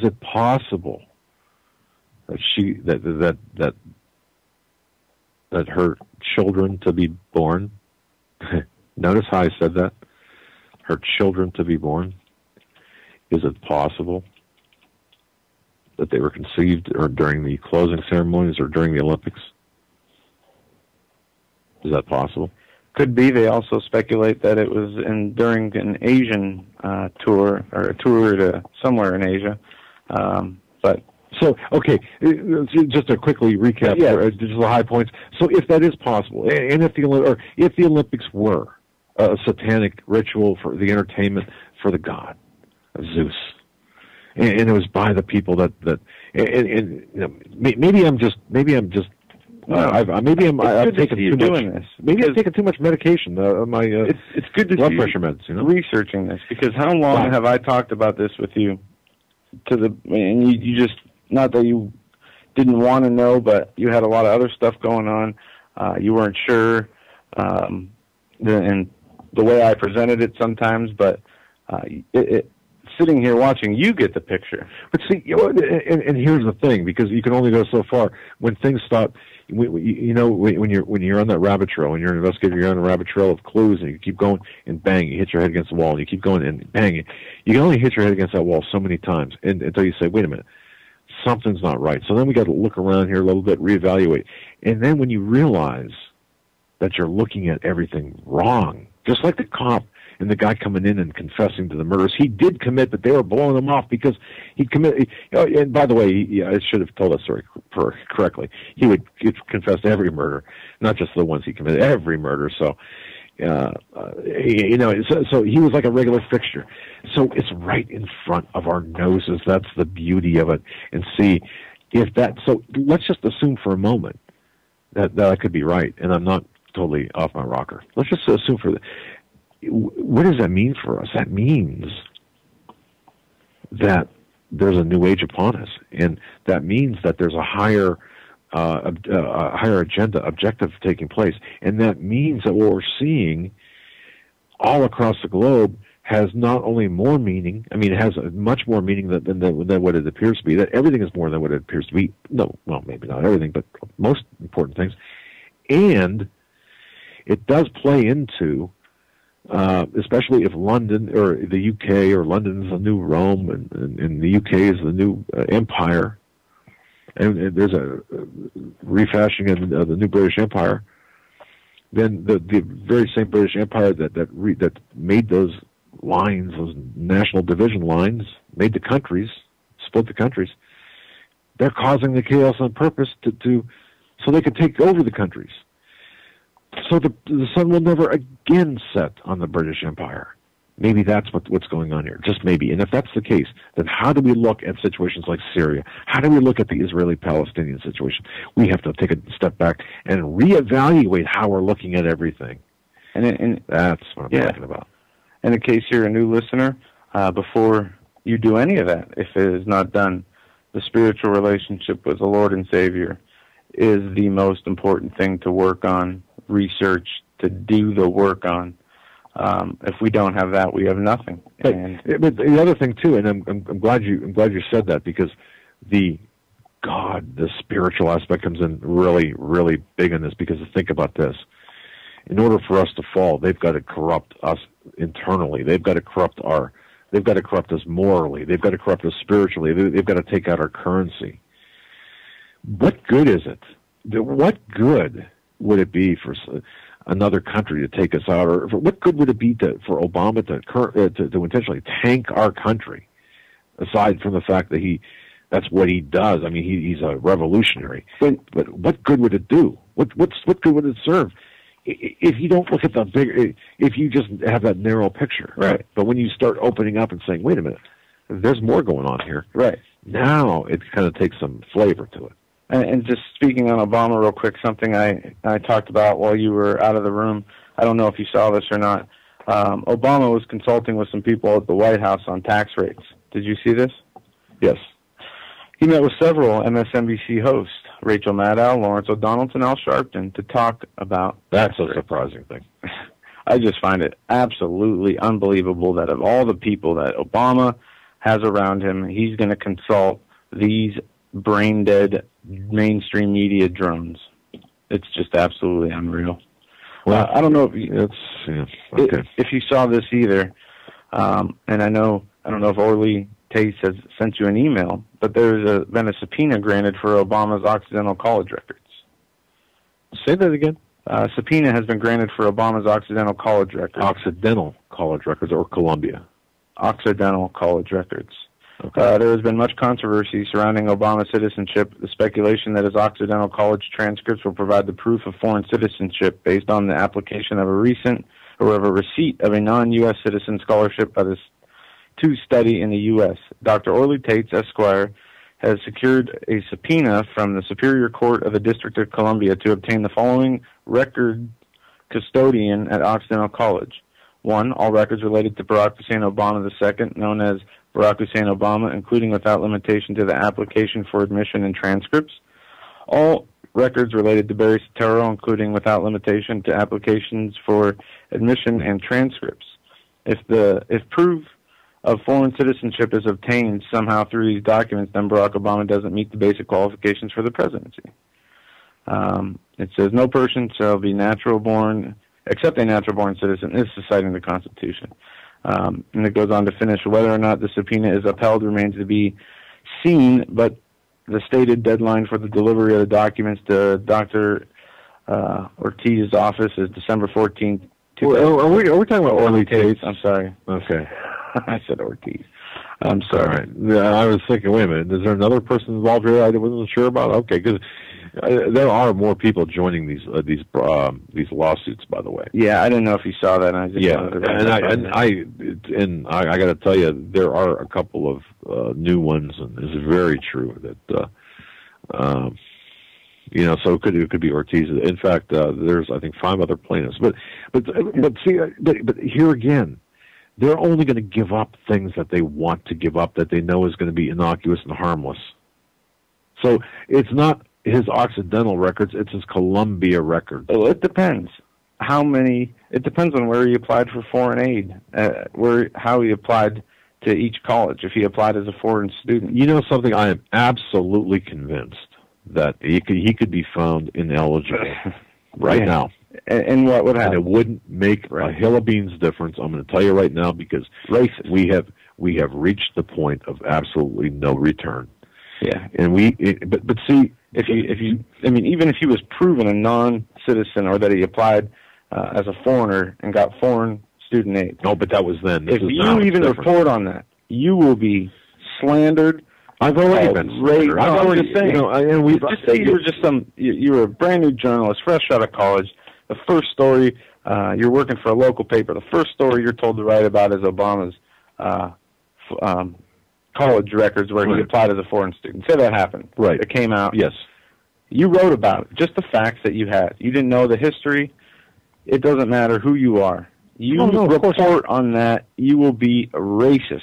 Yes, absolutely. And even now, even some of the and folks, look, I believe me, anyone who does radio for a living, I have a lot of respect for. I don't care which side of the aisle you're on. If you produce a good product, man, I got a lot of respect for you, because it's a lot of work. And you think 3 hours, you can just, all you have to do is just show up and read a couple of, no, it's not like that. You've got to gain an understanding that's far beyond anything that you. It's hard work. But so I'm convinced that people that have these cushy gigs where they're making a ton of money, they don't want to risk that, even if it's in a subcategory. Like, hey, I'm subbing for Sean Hannity this week, and I'm making some dough here, and plus I'm getting exposure. You don't want to risk being. You don't want to tread on that ground. Plus, you've got producers and other people over you saying you don't touch that topic. Well, you might ask why, and they might tell you, well, it's because it's stupid. It's already been decided. It has no merit. But the real reason is, of course, the accusations of racism and bigotry, and also, but the real reason is that they don't want the truth to come out. But see, yeah, the race card is a tactic that they use constantly when they cannot form. I mean, when you're telling the people of the United States that you have to implement this health care law. But not only that, you have to make it mandatory that every single person pays their fair share, even if they don't receive health care or are out of that system, don't need it for now. You're going to pay a penalty, a tax. You talk bad about that, you're racist. Of course. The whole 2012 presidential election, Romney, if you vote for Romney, you're racist. But it's because they don't have an articulate and intellectual argument against the points being made against them. So they use these undermining tactics to throw people off, get people nervous, make people uncomfortable. You can make a point, the perfect point, that just tears these news anchors apart on any subject, and they'll come back and say, well, that's racist. Well, if Obama failed this class. He must be incompetent in this subject. Well, that's racist. Susan Rice is, what'd they call her? Incompetent. They called her something else. That's racist. Wanting small government's racist. This is their whole agenda. They're going to call us every single name in the book: conspiracy theorists, crazies, racist, religious fanatics, nutcases, terrorists, plagiarists. Yeah. But see, at this point, I'm to the point right now where all I care about is getting the truth out, doing my job. I feel like every one of us here, folks, everyone listening to this broadcast, like I've said so many times, and I'll say it again, I'm not going to stop saying this. Each and every one of you were born to live in this very time that you're living in. Every one of you, each and every one of you has an appointed task to do. Whatever that task might be, you might not even know what it is yet. We might not even know what our job is yet. We might not have served the purpose, but everyone living right now has a purpose. And in the larger sense, though, we all need to understand. We all need to seek knowledge, seek the truth, seek wisdom. That's so important. Seek the truth. Yes. Seek God's wisdom. That's right. But we also have to fight for. We have to be spiritual warriors for God. And when I say that, and I'm not being trite. No, that is one of the best ways I've heard it put today. As I was talking with somebody about this earlier, the level of involvement. And what say that again? We have to be spiritual warriors for God. Yes. God didn't put us here so we can lay down, get in a fetal position, and say, "Oh, no, don't tell me anymore." And this goes to the point where people say, "Well, when you talk about your eternal resting place, well, I'm a good person. I don't have to read the Bible and pray every day. I go to church on every Sunday. I don't do anything wrong." Yeah. I mean, I've heard that argument, recently from people I know, and I'm trying to explain to them that it's more than that. It's more than just being a good person. It's more than just saying, "I believe in you, Jesus." If you're not, how can you say you believe in him if you're not following what he said to do? How can you say you believe in him if you're not furthering his will? That's right. So don't.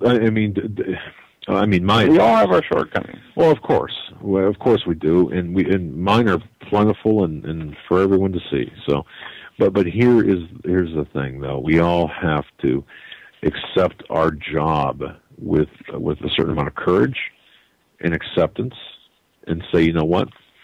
I am a warrior for Jesus. I am a spiritual. I'm going to fight the spiritual battle. I'm not going to sit and watch reruns of some old television show when I can be out there doing what I need to do. I mean, in other words, don't run from what you are appointed to do. Now that also means preparations, practical, spiritual, mental preparations. When you prepare, you've got to prepare for things, because if not for you, then for your your offspring, for your future generations. Your legacy is within your children and their children and their children. See, when they look back, and when the book of life is open and your name is in it, and we're before that white throne of judgment, how did we perform, even if the question is not asked, but how did we perform when called upon to do so, to stand up by God? How did we perform? Did we lay down and curl up in a ball and say, I'm not going to fight? Did we lay down and sit with our Bermuda shorts and our sombrero and with a drink with an umbrella in it, waiting for the rapture? Is that how we did it? Is that what we're doing? No. We are taking care of business. And this goes into something more. I was thinking this weekend of where we were a year ago, last year, 2011. You and me, what we were doing. We were doing the radio show on Saturday. You were doing the website. You were asking about 2011. I don't know. Going out of town and working, and we had some family stuff we dealt with last year that kind of... Was that last year? It seems like 5 years ago. Yeah, it was last year. Wow. And to where we are today. And what did we do to get here? We just showed up. Yeah. And that's... See... Very good. Thank you. That's excellent. All you got to do to win is show up, folks. I was thinking, all these people who have all these dreams, what's stopping you from starting them now? I know money is an issue, and all these other things can be issues, but we don't know if we have tomorrow. We can do anything we set our mind to. That's right. The only thing holding us back usually is ourselves. At least that's me. When it comes to most things, I'm the one holding me back from reaching a goal. Ladies and gentlemen, if you ever want to see a lazy son of a gun, okay, a guy that has more excuses for not doing something, a guy that could... Don't talk about yourself then. I know. But you're my son, so I'm allowed to smack you around a little bit. But no. But see, in numbers, and this goes back to even what we talked about with the DSA. In numbers, we can win the battle if all we do is show up in numbers. We can win different battles. It's I was the gentleman I speak with from the other government agency talks about playing a zone. Play your zone. And he had to tell me that probably 100 times before I understood that. Play your zone. Everyone's got a zone.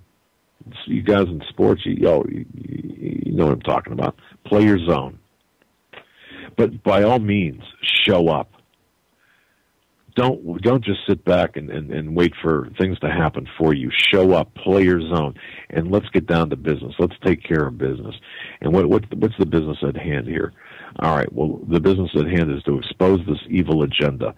People are going to laugh at you. You're doggone right. They're going to laugh at you. They're going to mock you. They're going to make fun of you. They're going to ostracize you. They're going to tell you that you need to, you better get some more lithium in you. They're just going to take you to the psychological cleaners and abuse you mentally and put you at the kids' table at Thanksgiving. That's what they're going to do to you. Okay, that's exactly what they're going to do to you. And you know what? So what? Because when it's all said and done, all you're trying to do is save them from eternal damnation and save them from terrestrial hell that's going to be unleashed on this earth. That's right. All right, I got to tell you, man. I have to tell you, some of the stuff I've seen and read and heard in the last several days has just blown my mind. That I would not have believed, 5 years ago or 2 years ago or 5 months ago even maybe. I don't know. It's good to see you growing, even if the research leads you to dead ends. There's a ton of dead ends, man. I've hit. You can always take something away from your experiences, and whether you are picking up on things or not, and obviously you are. This is going to be good for us, good for the show, as we can, sit down and brainstorm about these, and we're going to have to get guests on. We're going to have Doc Marquis back on. Oh, yeah. Definitely. Hopefully soon. Hopefully I can get him on early next week. Oh, this has everything to do with the Illuminati and the bloodlines. And I used to laugh and think, the bloodlines. Yeah. Oh, come on. Are you serious? Bloodlines. I remember a time when I worked for my father where the word Illuminati was basically the same as, we'll say, aliens. They don't exist. What are you talking about? It's not. But you've come a long way. Well, and thank you for that. It's from your hard work, and But see, I'm the hardest person to convince, and I'm a skeptic. Okay, but and you wouldn't know it to listen to the very part. But I'm a skeptic by nature. And somebody tell you if I'm interviewing somebody and they're saying, "Well, yeah, I wasn't there at the time of the fire." Yeah, sure you weren't. You know, I automatically disbelieve everything I hear until I verify it for myself. All right? Yeah. So. I don't know if you saw this. I know this is not going to make you happy, or me, as we do like dogs. This is Northside family says prize puppy was unjustly shot by cops. Northside family is furious over what they claim is an unjustified police shooting of their 7-month-old miniature bull terrier, Colonel Phillips, known to the neighborhood as the Colonel. Residents are also upset not just because the police shot the puppy that they all knew, but also because the shooting occurred not far from a preschool on a street where pedestrians, including children, could have been hurt. You know what? You know something, Joe? Well, let me stop you. Point to this. Okay, go ahead. Make your point. Let's see. Saturday afternoon, the Colonel became a target himself. He was shot by a Chicago police officer in front of his owner's gate, the Northside home. The police were writing a parking ticket for a van belonging to an Al Phillips, who came out to move the vehicle. It says, "My little bull terrier followed me out. Then all I hear is boom, boom. 2 shots. You shot the dog." One eyewitness, Charlene, said that she heard the officer warning Phillips about the dog being loose, but the officer never sounded like he was in danger. All of a sudden, I heard him say, "Get your dog." Then the next statement was, "Get your dog," and he just pulled out the gun and shot him twice. Apparently, this was just, the dog wasn't attacking, wasn't being aggressive, was just not on his leash in his front yard on his property. So it was on his property, mm-hmm. and the cop shot him. Mm-hmm. And we see, the reason I bring this up is because I have seen more cops shooting dogs this year than I can ever remember. Well, I have too.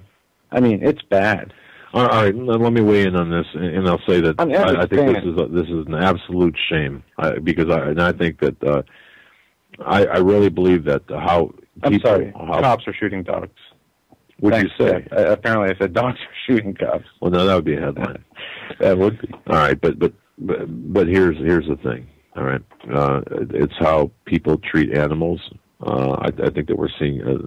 I think that's a symptom in our society. Yeah, they just found a guy, arrested him for animal cruelty for putting cats in a freezer. So now, but here's, folks, and work with me on this for a minute. Think this through, okay? Here we have outrage. I mean, total outrage, as well it should be, by people. You're going to see this on Facebook. You're going to see YouTubes about this. You're going to see outrageous Twitters, or whatever they call those things, tweets. You're going to see people that are, calling for the cojones of the cops to be served on a plate. Okay, you're going to see outrage, rightfully so. Yeah. But let me ask you a question. How many aborted children, how many children were killed? There you go. And where's the outrage? How many aborted children were killed the same day that dog was? And where's the outrage? How'd you know I was going down that path? Because we didn't talk about this. No, I was going to continue on. We have a culture. These cops are, in some cases, shooting people handcuffed. Just the amount of rage and aggression shown by cops, sometimes warranted depending on the situation, but anymore we see it's really not. We have incidents where people are shooting animals, cops are shooting dogs, other animals. A lot of people are torturing animals lately. Even here in our town, we had recently a case where they were skinning a cat, they stabbed a cat. We see all these things done, and it makes all this news. But like you said, no mention about it should starving children across the world every day. Or the aborted children, yes. 30,000, 40,000 people starve a day in this world. 3,000 children are killed every day. There's a 9/11 every single day. And, we're going to see that come to this country. You're going to see that starvation come to this country. You know, we got the Patriot Act. But we have a 9/11 every day. 52% of the black population are aborted anymore. We have Planned Parenthood. Hey, Al Sharpton, memo to Al Sharpton. You know, that could be the next Jesse Jared, Martin Luther King that gets aborted. Why don't you speak up and say something about the black babies that are getting aborted? Right. You're AWOL. Huh? To go back to this racial thing, you know, how we're labeled racist because we don't like Obamacare. Obama has done more to hurt the black community and the minority community than he has to help it. The black unemployment is skyrocketing.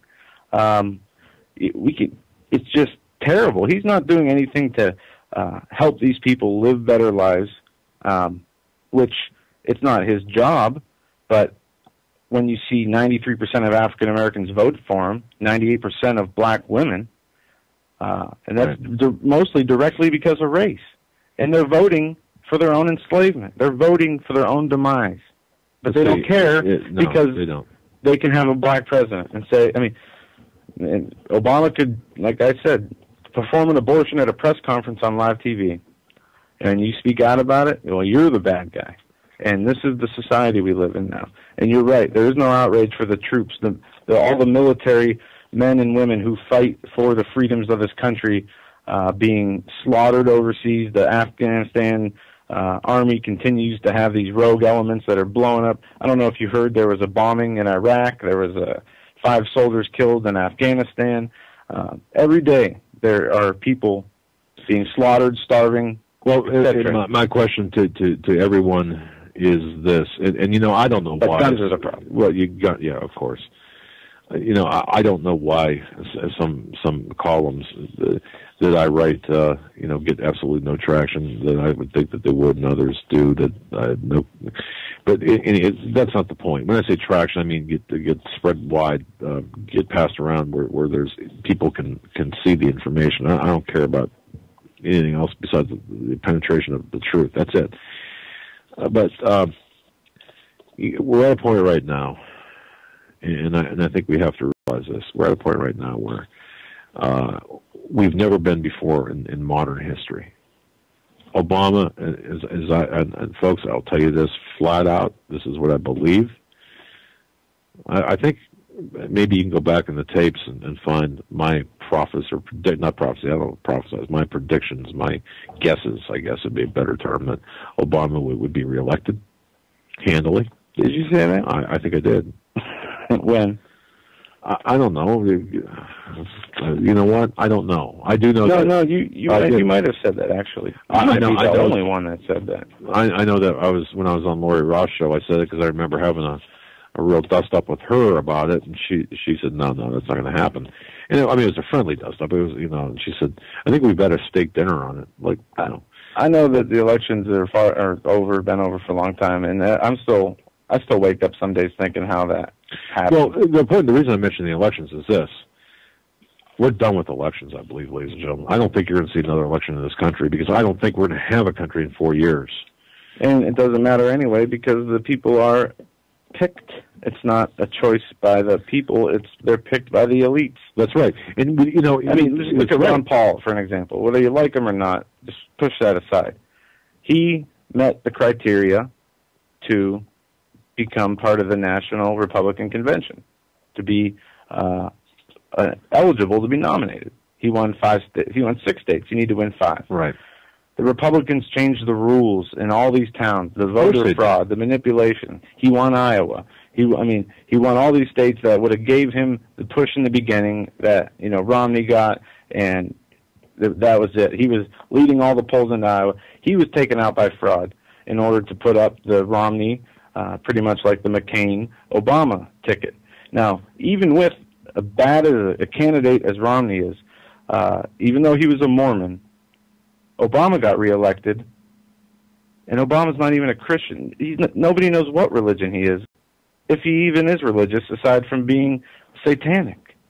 But everybody had a problem with Romney being Mormon. I had a problem with him being Mormon.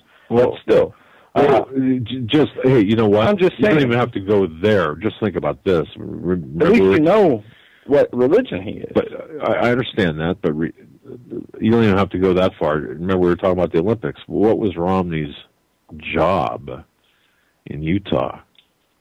Yeah, he was the head of the coordinator to get the Olympics in Salt Lake City. Or the Olympics. Yeah, he had his hand in the Olympics. So even looking at that, there has to be some level. At that level, there's got to be some cohesive knowledge about what's going on, even at the most basic of levels.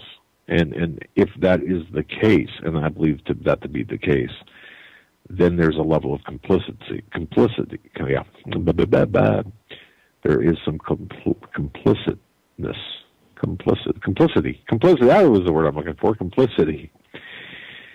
Okay, so same coin, different sides, and it's as Steve often says, there is no political solution for a spiritual problem, and we are in fact dead on in a spiritual problem. And think too, look at as Benghazi was a window of warning, as I said before, that it gave us the opportunity that the curtains went up and we could see behind the curtains, and we knew, okay, that's what Benghazi was. It gave us a chance to look and see what was really going on. Everyone else is on the theater floor on their hands and knees looking for something that wasn't there. But that's as Benghazi was to the accidental glimmer of the truth, and no one's touching that even today. Look at what's happening with the economy. Look at what's happening to the economy. It's really not about the economy, it's about the dollar. But think about Geithner. Think about Geithner. Think about Ben Bernanke. Think about the Republicans and Democrats who are throttling this country and pushing us down into an economic Armageddon. Yeah. And it's both parties. An economic Armageddon where they have, or an economic end of the age. That's right. When the new age comes, they have the solution. Wouldn't it be something if at the end of all this we came out with a new currency, and in fact we most likely will, because we have to. Yeah, exactly. But all of this, it's all connected, folks. This is what we're getting at. It's all connected. And tomorrow night, like Joe said earlier, Steve Quayle from 9 to midnight, he'll be on Eastern Time. We're going to be talking about precious metals, not precious metals to buy them, folks. It's not going to be a commercial. Precious metals. How to get around this mark of the beast system. Precious metals, how to use them in times of an economic collapse. Right. And we're going to talk about bartering and about stuff that you guys can use, and I know I can use, and practical advice, because this guy, look, Steve Quayle's been in gold and silver. And you know what? Let me say this. I knew him for probably 5 months before he never asked me to buy anything from him. He never asked me to buy a book. He never asked me nothing, ever. He sent me, in fact, he sent me free of charge a couple of his books when we first met. But that said, it's all about you folks understanding how you can survive in a world where you will be branded either as a Christian or as a political dissident. It's about your survival. And as I said, if you have a question, because we won't be taking calls when Steve tomorrow night, just send it to me. Go to HomelandSecurityUS.com, find my name on the page, click on my name, it'll open up an email, your email client, put in the subject line question for Steve, put it in there, fire it off, and I'll make sure he gets it, and we'll address the questions on air tomorrow. But man, see, we need this practical advice because we need to play our zones. Every one of us, we need to live for another day. And as my friend was telling me today, and telling Joe, and telling us today, see, here's the thing, Revelation, the book of Revelation, does it not say, or, and I don't know if I can quote this correctly, but we are to fight. We are to fight. We are to survive. Maybe fight's not the word, but we are to survive through the turmoil, through the stuff that's going to happen. And when we come out the other side, we're going to receive a blessing. And when we go through that again and come back through it again, do things right. Yeah, we're going to receive not only this, we're going to receive more blessing, additional blessings from God. So that means we are to survive. We have to survive.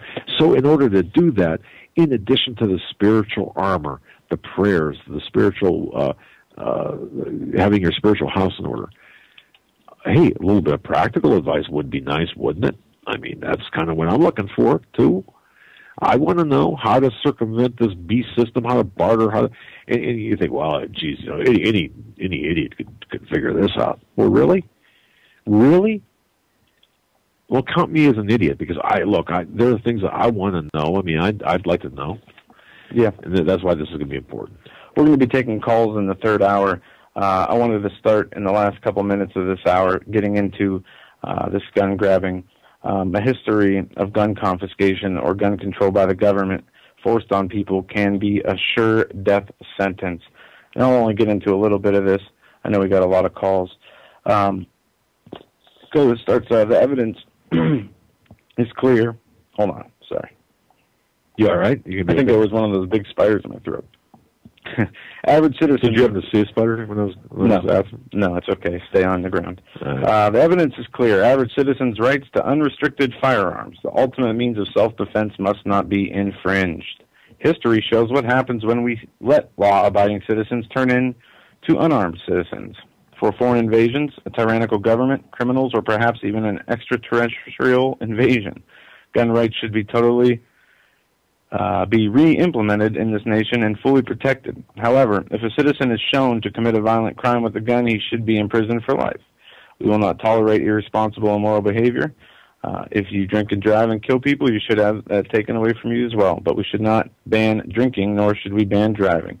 That was a little write-up. So you can drink and drive is the thing? No, they're saying if you have a gun and you commit a crime with it, you should lose your right to kill somebody driving. I didn't make that connection. You should lose your license or right to drive. But I want to go. It's all about the guns. A quick history of gun confiscations in the last 100 years and what they resulted in. Genocide. I just want to say, hang up here. Just hold on. Okay. Premeditated expulsion and mass murder of a people because of its identity, race, ethnicity, religion, culture, and language. The first one we started with is the Armenian Genocide. This happened in Turkey from 1915 to 1917 during the reign of the Young Turks of the Ottoman Empire.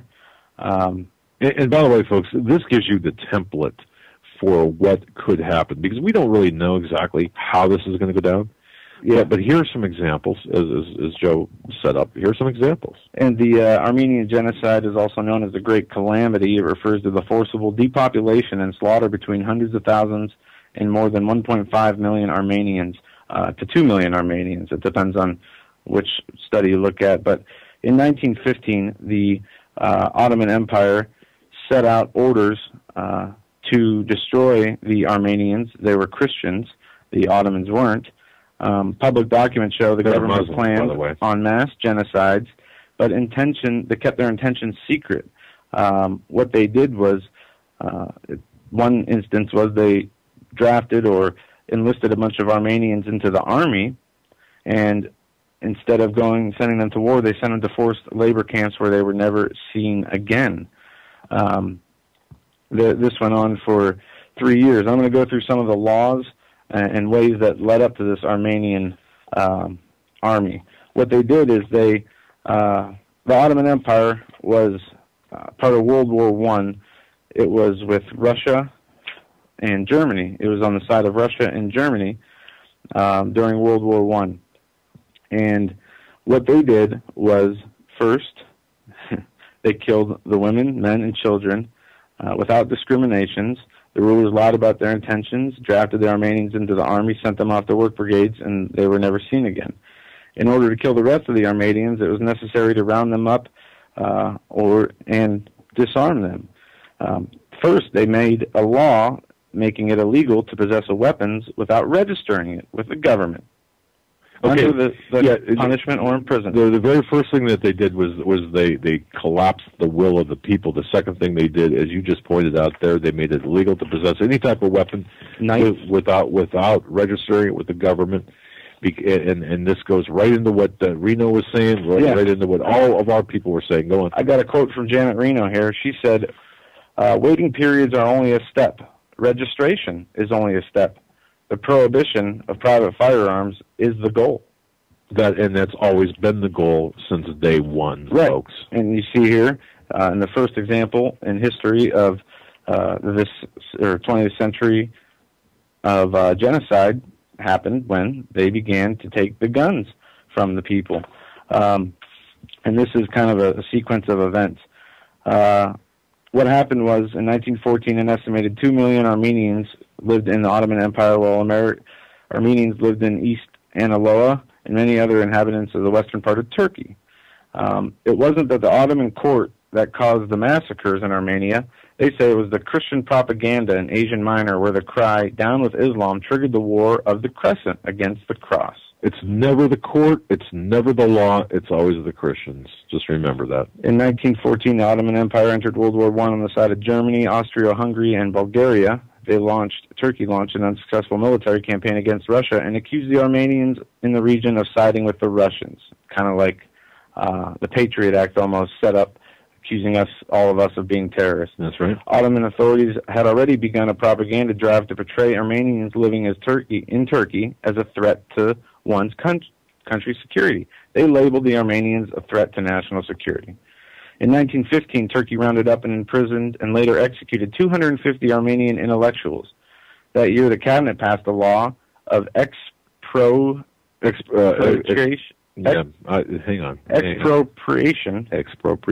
and confiscation, legalizing the deportation of Armenians and ruling that all property, including land, livestock, and homes that belonged to Armenians were seized. Yep. The 250 Armenian intellects and community leaders were arrested and later slaughtered.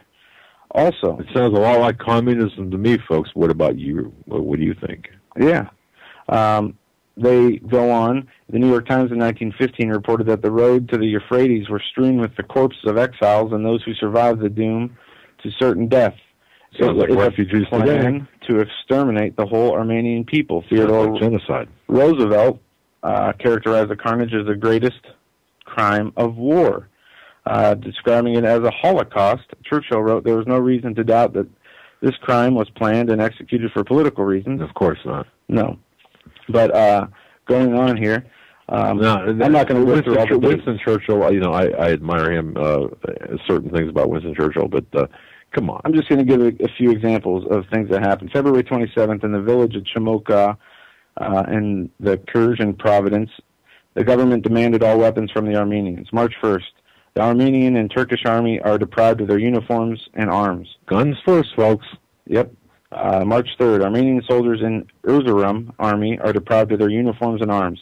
March 7th, the search for weapons conducted in Alexandria, and a mass arrest of Armenians were carried out. Jump down to April 3rd. Mass arrests and search for weapons are carried out. Yep. Okay, and this in Marsha and Hedgen, the seizure of all arms, including household knives, including the knives. And listen to this: when that happened, when they went and rounded up all the guns and knives, numerous rapes during the house searches were reported. Of course. April 24th, the Armenian Patriarch in the Constantinople and Zorab, Armenian deputy of the Ottoman Parliament, petitioned the Grand Vizier Saddam Halim, the minister, on behalf of the arrested Armenians of Constantinople. No, they were approached separately. Look, they all gave, all three gave identical answers that the government is isolating the Armenian leadership and dissolving the Armenian political organizations. Okay. Yeah, and we're up against a break. I'll just run through the last two things: are the Armenian genocide and disarmament. Right here, April 24th, editors and staff leading the Armenian newspaper were arrested and slain. They were also arrested. Talk show hosts at that time. No, I'm just kidding. But yeah, I mean, this is imagine today. And they made all these laws banning the rights of weapons to the Armenians. They came in, said that they had jobs for them, said that they should had army jobs to go do, and regular jobs on the highway and army jobs. Right. As long as they came with them. First they disarmed them, Then they took them away. Then they were never seen again. Okay? 2 million people. And that's 1915 to 1917. 2 years, and don't forget the 60 million that were killed by gun control by the communists. Folks, well, yeah, we got that next. 60 million, 1917. We got some calls coming up after the top of the hour. Folks, you're listening to the Hagmann Hagmann Report on this Tuesday, the 4th day of December 2012.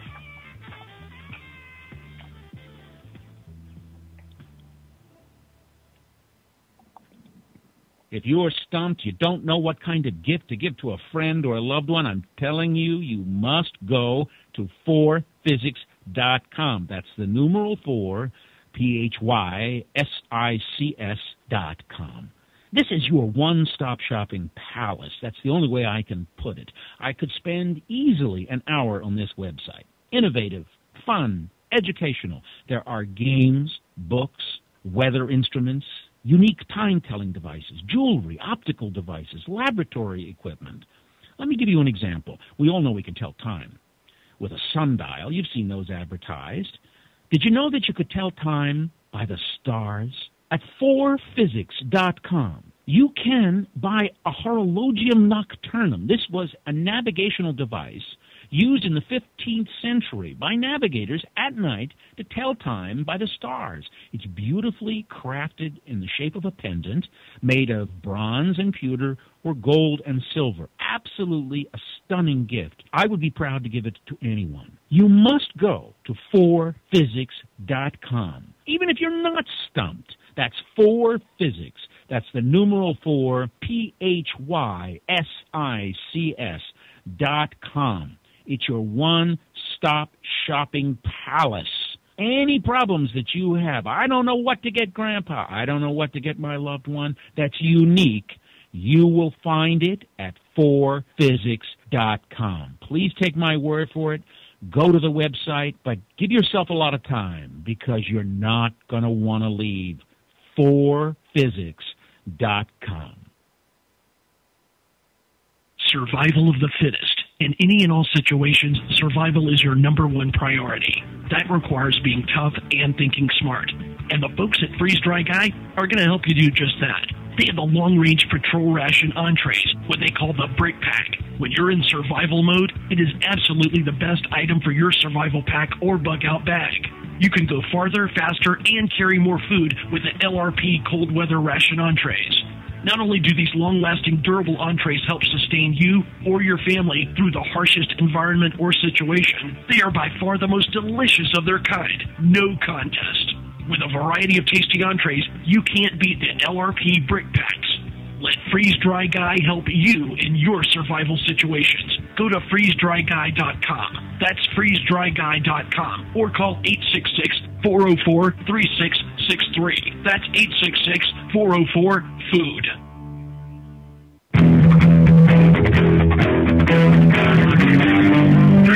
Doug Hagmann. One guy that doesn't need a bullhorn to get your attention. You want answers? I want the truth! You can't handle the truth!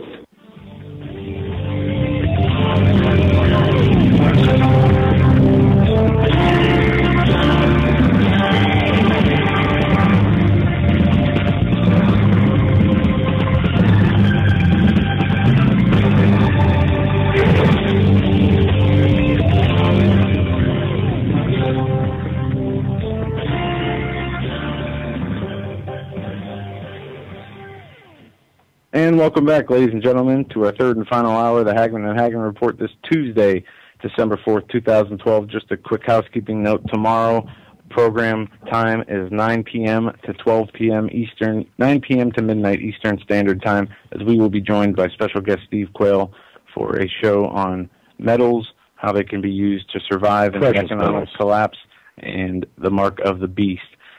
With that, we're going to go to phones. The phones. I don't see your caller up here. The area code you gave, we're not seeing it here on the switchboard. So, if you did call in, we'll come to you next. Yeah, we'll be.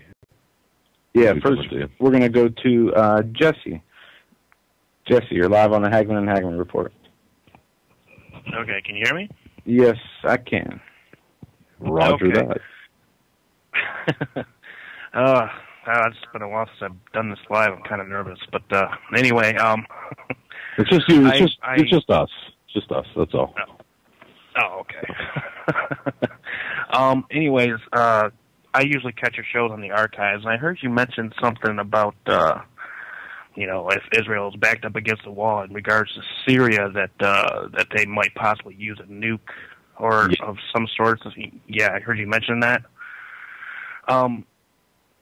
I thought this was very interesting because I came across, I don't know if you ever heard of this website called escapeallthesethings.com. I don't know if you're familiar with that at all. No. Okay, no.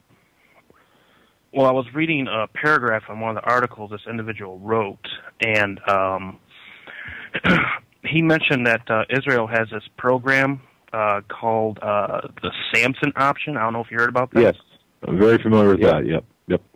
Yeah, and he gave some very specific verses regarding to the ruins of Damascus and everything, and with what you guys said, if the possibility of Israel having to nuke Syria for Damascus to become a ruinous heap, I think that is probably a very good observation. I mean, because I think if you look at Psalms 83 with the Ishmael and all the tribes surrounding her and everything like that, because in Isaiah 17:3, it specifically says, the fortress also shall cease from Ephraim, and the kingdom from Damascus, and the remnant of Syria. They shall be as a glory of the children of Israel, saith the Lord of hosts. And then you skip down a couple verses later, it says, woe to the multitude of many people, which make a noise like the noise of the seas, and to the rushing of nations, that make a rushing like the rushing of mighty waters. The nations shall rush like the rushing of many waters, but God shall rebuke them. And they shall flee far off, and shall be chased as the chaff of the mountains before the wind, and like a rolling thing before the whirlwind. And behold, at eventide trouble, and before the morning he is not. This is the portion of them that spoil us, and the lot of them that rob us.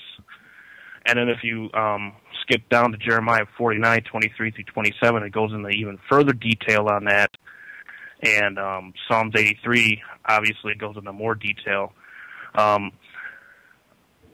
Personally, I think this is totally different than the whole Gog-Magog war thing. I mean, I personally think that the Gog-Magog war actually happens after the 1,000 years. I mean, that's just my personal thing. I'm not. Well, let me chime in here and say this. I think your observations on Isaiah, but very particularly on Psalm 83. I think what we're going to see here first is going to be the Psalm 83 war, and that's going to be the confederacy of 10 groups, not necessarily Arab nations, but groups that would include Hamas and Hezbollah come against Israel. Then, of course, that'll lead into, I believe it'll lead into the Isaiah war, and then Gog, Magog, and then, of course, Armageddon at a later time, way later time. So I think, so I think you're right on the money with that. Right. And one other thing, I was looking at three portions of Scripture here, like in Matthew 27:24-26. And I've done studies on this numerous. I have a YouTube channel, and I do videos all the time and everything like that. I don't get too many views, but, I mean, that's just the way it is sometimes. But well, not a problem, What is your YouTube channel? It's JJ Vassal 1982. Okay. No, don't tell me 1982 was the year you were born, was it? Yeah. Only a year older than me. Do I feel old? Okay, all right. That's all right. Anyway, when no, that gets out. No, that gets out. Basically, yeah. But in Matthew 27:24-26, it talks about, when it says, when Pilate saw that he could prevail nothing, but rather a tumult was made, he took water and washed his hands before the multitude, saying, I am innocent of the blood of this just person. Speaking of Jesus Christ, see ye to it. Then answered all the people, the Jewish people, and plus the people that were intermingled there, said, his blood be on us and on our children. And that's kind of interesting, especially with the afflictions that the Jewish people have suffered throughout these ages and everything like that.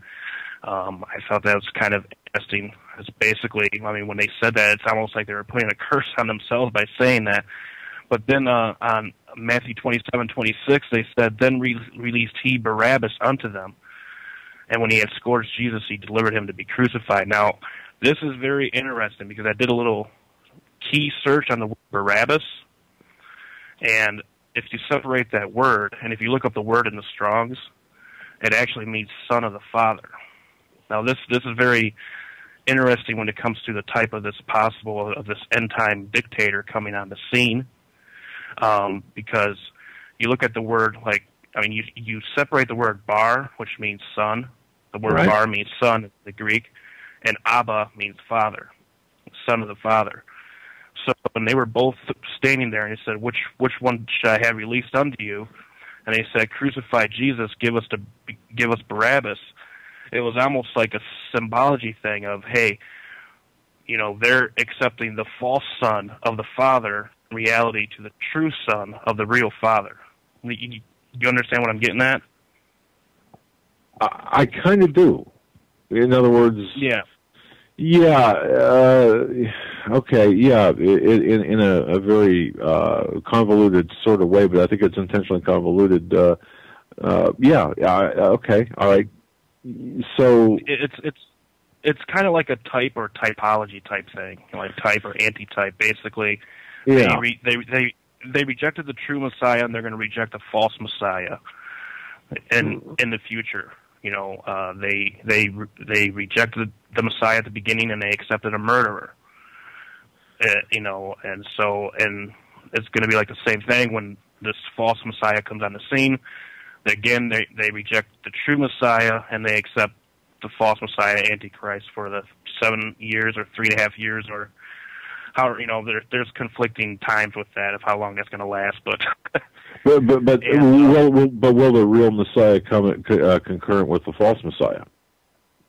See, okay.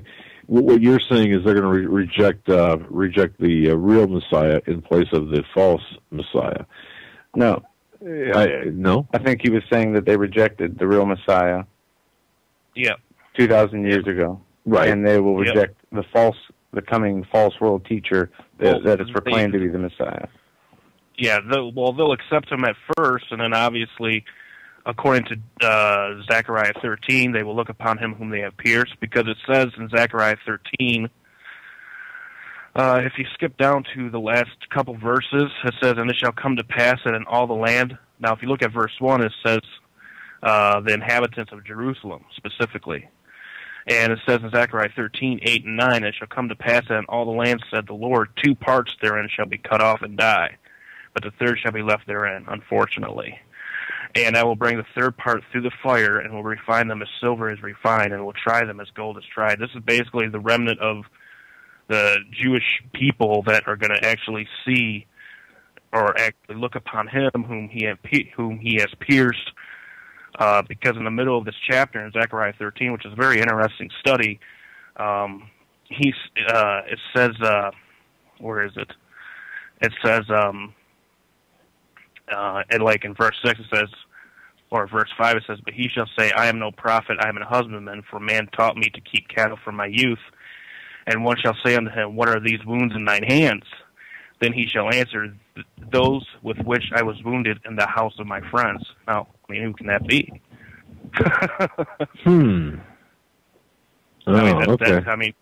Because Jesus was crucified in Jerusalem. Right. Okay? He was wounded in the house of my friends, and a third of them that are in Judea right now will eventually get their eyes open. Unfortunately, it's very sad to see it like this, especially in the last 2 verses, that 2/3 of them are going to be cut off and perish. I almost tear up every time I read those last 2 verses, but perish. We have to say this: many will perish for the lack of knowledge. And see, and that's where people like yourself and us, where we try to come in, and we hope that through our efforts. We're not up here, playing checkers. Okay, we're up here trying to get the job done, like you are, through your videos and YouTube presentations. We're trying to get spread knowledge and save people. And I mean that's an important task. Right. Boy, it sounds like I just had a seizure there. It's important. It's an important task. It's an important job to have. So, okay, all right. Yeah. If you want, because I'm looking at your website now. I've only been new to your website basically for about a couple of weeks, but I couldn't find anything of contact as far as emails go. I mean, do I just email you through the Blog Talk Radio account, or how do I do that? Because I can write this all out in detail if you want. Yeah, I would like to see that. No, just very simply, when you go to our website, and I suppose we're working on some upgrades and some expansion on our website. It's just we're running out of like hours in the day. But it's very simply just click on my name underneath an article title, and an email box will open up. It'll magic, just like magic. It'll open up, and it's already pre-addressed. You just type what you need in there and send it off to me. And by default, Joe will get it as well. And real simple. That's all. Yeah, real simple. Yeah, we'd like to read that, and certainly we'd like to revisit this at some future time for a little bit more detail. I used to do Blog Talk Radio, but obviously funds and stuff like that had to cut me short on that, because I couldn't really afford to do it with the premium account anymore. But that's why I came out here and called, so I'm kind of shaky a little bit. So I mean, that's why my words kind of may have sounded like a little hard to understand or whatever. But you did well. You did well. I'll tell you what. And look, all of this shall come to pass. But in closing, do you agree? And I mean, I think we can all agree here that we're really seeing history, biblical prophecy play out before our eyes. Oh yeah. I personally think that, in my personal opinion, I think, and reading those last 3 or 4 articles that you printed out, I mean, doing the research on my own as well with everything I found out regarding Syria, because I was looking at an article from Jim Stone Freelance, I mean, like a day after this happened, and this guy from Jim Stone Freelance was saying, wait a minute, this is already bogus because there is no consulate in Benghazi, and then I found that you were talking about this, just recently. You came up with this massive interview with this source of yours, and I'm looking at this whole Syria situation, and personally, I think, I think Syria will definitely be the catalyst to really get the ball rolling. I personally, I think that's going to be the linchpin to bring us into the what most call or the tribulation, time of trouble. Personally, I'm not one that looks at the whole rapture scenario. I basically look at it as we're going to have to go through this, but that's my own thing. I think that the Syria situation is really going to be the linchpin, basically the timetable to get things rolling. It's definitely a marker in history. Very good, sir. Very good. Thank you so much for your call. One more time before we cut you loose. Your YouTube channel again. It's JJ Vassal 1982. Spell the last name. JJV what? VASSIL. VASSIL. Okay, JJVASSIL 1982. All right, that's the YouTube channel. And Jesse, we'll hook up our YouTube channel and subscribe to yours. Very good. Appreciate you coming on and giving us a call. And need to spread the truth. Call back again sometime. I'll we'll be looking for your we'll be looking for your email as well. Thanks for the call, my friend. Oh yeah, yep. Have a good night. You too. All right, that was Jesse, first-time caller. We got a lot of other callers on hold. I don't see your guys. All right, well, let's just as quickly as we can because we want to talk to everybody here. We've got about 37 minutes left of the program. Let's see if we can get through these callers. Let's be on point, folks. Let's be on point and let's get her done. All right, area code 724. We're coming to you now. You're live on the Hagmann and Hagmann Report. Thanks for your patience. Hey, can you hear me? We can. Okay, good. I've been listening to Santana, Doug. Maybe you should do a little Europa. 70s child. Not a 70s child. Right. That's what I'm saying. You know, go back to the basics. Jeez, oh, man. Yeah. The fellow that you had on right before I came on, you know, he's quoting all these scriptures. And that's wonderful for people that understand Scripture. But most people don't. That's not the way to get the message across. What's not the way? That's just not the way to do it, you know. And because they don't get it. Well, you know that. You all know that. But I think quoting Scripture serves a purpose, even if they don't understand it. Okay, but wait, I kind of... To a degree.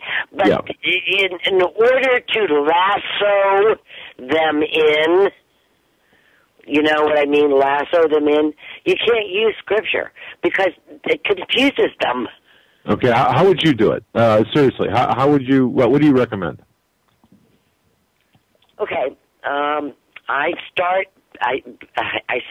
with what's going on with the geopolitical world right now. I start with comparing what's going on right now with biblical prophecy, but not, you know, just quoting, just relating. I mean, that's all you need to do. Just relate what's going on today with what is, you know, Daniel, you know, Mark, Revelations, I mean, Peter. It's all there. But how can somebody understand prophecy if they don't understand the foundation of the Lord and His land? No. Wait a second, Joe. I think what she's saying is, look, don't hit them with a whole bunch of scripture, like say, you know, Zechariah 17, Revelation 15, Isaiah 19, whatever. You just say, look, right. Yeah. They're not going to listen to you. They're not going to listen to you because in their eyes, you're fanatical. That's okay. They can think, I mean, they think we're fanatical for having Constitution bumper stickers on our... No, but I understand where, look, being of the same, and I would suspect we're pretty close in age, you know, you and I, okay? You know, you got, if you're going to spread the word, son, you need to spread it so that people accept it. Okay. You know, you can't go at them with all this, vengeance or whatever you want to call it. I don't know. Scripture isn't going to work initially. It may come into place as time goes on, but Scripture is not going to really play a big role in this. You can't. What you're saying is you can't. What you're saying is you can't lead with Scripture. You can back it up, but you can't lead with it for people like you. We plant the seed. Exactly. Right. Our goal. I mean, we're not put here to convert people. We are here to plant. But no. She's not. That's not what she's saying. No. I understand exactly where she's coming from in a conversation. In other words, you can't. I understand exactly what she's saying. You cannot lead by saying go to Isaiah or Psalm 83, go to Isaiah 17, go to Revelation 6. We can't get the word of the Lord across by talking politics. No. She's saying this. Look, hand you a newspaper and say, read that headline. Okay, now look where it relates in the Bible, biblical prophecy. Exactly. Right. And the other thing too. Nobody saw your lips move, did they? Okay, listen. What we are told is we're told to lead with gentleness and kindness. And when we quote all these scriptures and whatnot, you know, the people that we're talking to and trying to awaken and help, they're thrown aback by that. Right. You know what I mean? No, I know what you mean. But quoting Scripture is not attacking them or being offensive to, or not offensive, or coming at them because their inability to interpret Scripture or their lack of knowledge, in my opinion, it's not part of what we do. We give the message, but to the point where explaining current events through biblical prophecies when it applies, I understand that. But what good is that if nobody has a foundation as to why it's important? But she said don't lead with it. That's all she's saying. I understand that. She's saying... I mean, agree or disagree. I just think that in order to bring people into the truth, you need to gather them gently so that they're not afraid or leery. Maybe leery is a better word than afraid, because, there's so many things going on out there right now. There's supposed to be some freaking mothership coming down in December to pull everybody up into the sky, some ascension thing. I mean, what's up with that? That's so, completely new age. I'm supposed to be talking to my people about the Lord Jesus Christ when they're worried about some freaking mothership coming and ascending them. Yeah. Come on. No, that's... You know what's going on out there. You guys know what's going on out there. It's crazy. Well, no, it is crazy. We love your passion. That mothership stuff, look, that's all New Age stuff. We don't get into that, and of course... Yeah, ascension is a New Age teaching, thinking people can... Hey, okay, so you're not getting into that. You're not getting into that. And I'm wondering why you're not getting into that, because so many people are talking about it, and why aren't you clearing that matter up? Ascension is... Oh, no, I think she's asking why aren't we even addressing it? We have addressed it. Ascension, the White Galactic Federation coming back to save the planet, all these New Age ideas that people will attain a higher level of consciousness and go to the next dimension after the December 21st. It's all New Age crap. We went over it tons and tons and tons of times. You will not get anywhere. You know what? Maybe some people just discovered you 2 weeks ago or 2 months ago. So you went over it tons and tons of times, but I've never heard it. Okay. I've never heard anybody dispel the myth of this freaking ascension thing, and somebody better, because it's messing up a lot of people's minds. Not mine, mind you, not mine, but a lot of people's. Well, so ignoring it is... Why are you ignoring it? Well, nobody's ignoring it. Yeah, we're not ignoring it. We are actually... I mean, I talked about the New Age earlier this show. It is not a problem of ignoring it. It is not relevant, except for the fact that it is deceiving people. And we have pointed out the ways. Look at the UN and the Lucis Trust Organization. We have done extensive talking about that. That is New Age. The New Age Maitreya, the One World Order. This is all New Age religion. And we've only have 3 hours a show. We can't cover everything, and we certainly cannot. I understand that. I understand that, and that's cool. You know what? Go to your next caller. I'm cool with that. All right. I love you guys. You're doing a great job. I don't know how you do it, but neither do we. Neither do we. I'll tell you what. We will. I will do an extra piece putting together some stuff on the New Age, because it is important. And if you haven't heard it, maybe others haven't heard it. But yeah, it's a good point. So, all right. Thanks for the call. I'm telling you that there are so many misguided people out there. Yes, they just don't know which way to go. Believe me, we know. Oh, you know what I'm talking about. I sure do. All right. God bless you. Thank you for the call. Right. And that's the point. All right. Joe, I gave you... Love you. Right. Love you too. Thanks. Gave you a piece of paper there for the alternative ID on this person. I'm not sure if there is no alternative ID. I don't see him here, but I think I know who it is. Let's give this a try. Let me see if I got this right. Let's see. caller on Skype, Gray. Is this Pierre? No, it's Pierre. Is this you? It's either. I'm sorry? No, it's Lori. Can you hear me? Yeah, we can hear you. It's a bad Skype connection, but that's all right. Go ahead.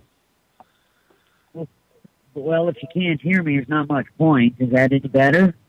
Yeah, we can hear you a little better. Yeah.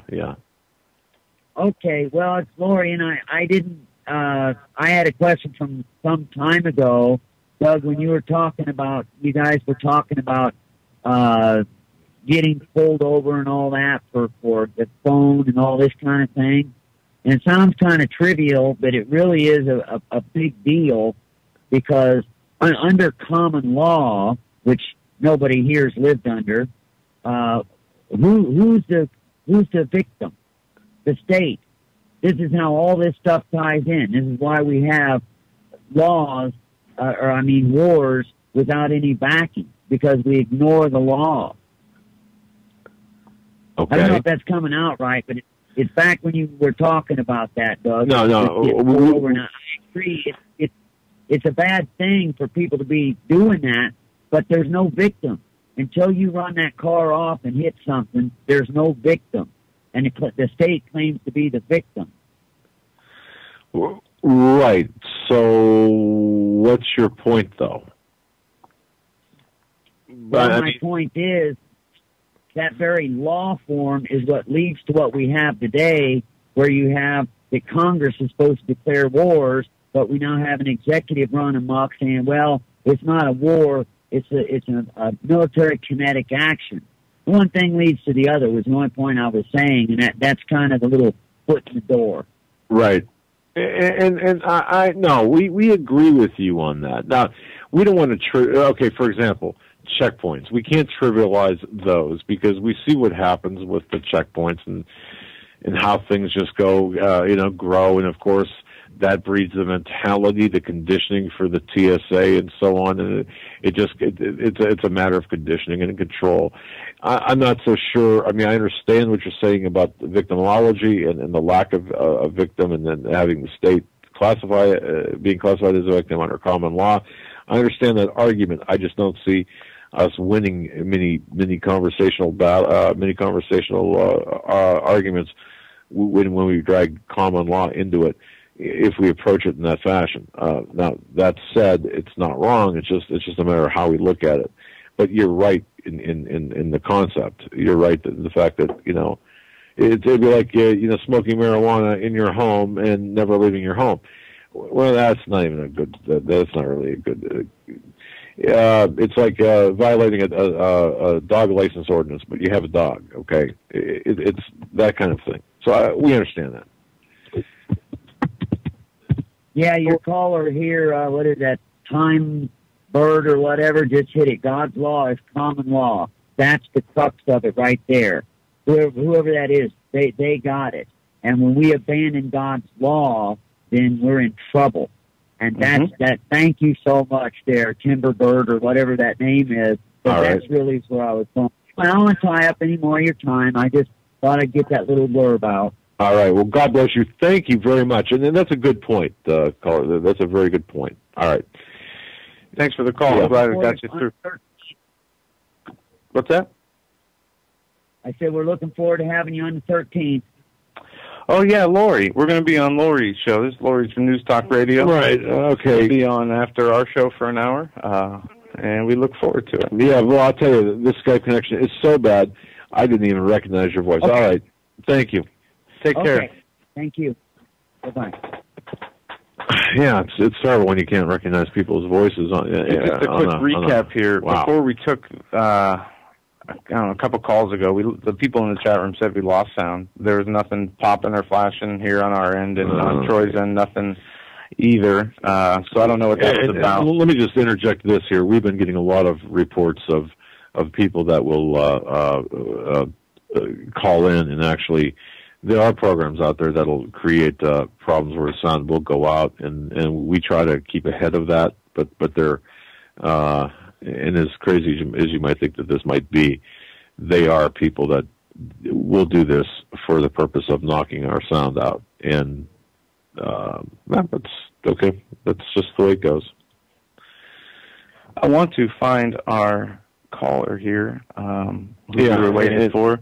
And they said they were on hold for an hour and a half, and it resets after an hour. Yeah, but I'll tell you what, we can't, look, I don't know if are you sure we're calling, well. Oh, let's go to Pat. 865 Pat, you're on live with the Hagmann and Hagmann Report. Hey guys, how you doing? Very well. Well, good. I'm glad. Glad you took my call. I got freaked out about something yesterday, and I wanted to see what you thought. I took my daughter to a nearby walk-in clinic, and I had to sign off on the notice of privacy practices before she got seen. So I'm reading the 2 full pages, and I noticed recently they're getting more and more invasive. But listen to this, and I'll send this to you if you want. I've got a copy. This is the worst one. I've got a copy. Go ahead. Okay. This one, part of it is national security. We may disclose your health information to federal officials for intelligence and national security activities authorized by law. We may also disclose your health information to federal officials in order to protect the president, other officials, or foreign heads of state, or to conduct investigations. My daughter had the flu, and if I didn't sign off on this, I wasn't getting her treated. Whoa. What's your first name? Honest to goodness. Pat, right? Pat. Okay, no, mine did. Yeah. Okay, then it's different state by state. Mine did not say that. It had a national security advisory on it, but not that specific. If you could, and if you don't mind, what I would do is I would black out anything that's privileged or proprietary or personal. And I'd like to be able to post that on our website because that to me is, sure. So if you could scan that and send it to me via email, I'd really appreciate that. I'd be glad to, Doug. I'll send it tomorrow. There were other 2 freaky things, if I could read them real quick. Sure. Another one said, research. Now, mind you, I have a 14-year-old, so I don't want her information out there. We may review your health information to see if you are eligible to participate in a research study. All research projects must be reviewed and approved by members of our organization. Except under limited circumstances, we will obtain your approval in writing before we use and disclose your information for approved research projects. So in other words, there are some cases where they don't get my permission to give out my daughter's information. And the last, there's a bunch, but this one, military also. We may disclose your health information if you are a member of the United States or foreign military forces, including veterans, and if required by the appropriate authorities. Well, that's general. So, I just could not believe how invasive that was. That is certainly more invasive than the one I signed at my last doctor's appointment because, in fact, they just came out with a new one, and I thought you were going to, because mine was yours was 2 pages, like almost like a page and 2/3. Yes. Okay. Yep. Yeah. Well, okay. it's like 2 full pages. Yes. Okay. All right. It's like well, a booklet. Yeah. Okay. Look, and it's only going to get worse under these Affordable Health Care Act. Now you've got the IRS agents. They're the enforcement arm of this. And okay, so holy cow! Mm-hmm.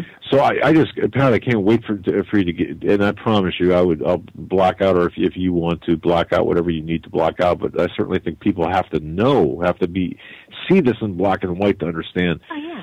Oh, I will, and I'll email it tomorrow. But this used to be a private walk-in clinic. This is where I went. I was the one, remember from the oil spill, went there. Oh yeah. And it was invasive then, but this has gotten much more. And when I was there the last time to see the neurologist, he almost pushed me out of there. Like, he wanted to help me. He's wonderful. He almost said, like, in other words, get out of here. Because there was just something, because he was trying to protect me. And then, so I just went back, and they said these changes took place in October. So I'm thinking now, if anything, if I ever came across some other chemical thing, I'd be almost afraid to go for help because you don't want your information going to government agencies without your permission. You know what I mean? It's like, it's scary. Well, There is no such thing as privacy anymore, Pat, and it's sad. That's true. Especially when you take your daughter in because of the flu or some other ailment, and you've got to be subjected to this, and then worry about the ramifications from this, because you're signing something, and really, you're authorizing them to basically give you a national security colonoscopy. And I don't know how to put it. And you know what the weird part was, though? I'm sitting in there with maybe 30 people, because everybody's got the flu here, and 20, 30 people in the waiting room, and nobody's noticing. They're looking at it. They might read it for a few seconds. And I'm sitting there like, holy smokes.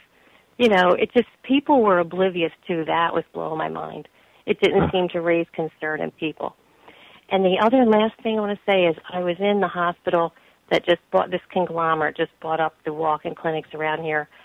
First they bought this hospital. And when I was in the hospital, they said, for the heart thing from that chemical, they wanted to know if I had a flu shot. Now I'm 55. It's not like I'm elderly and had to have one. Why didn't I want one?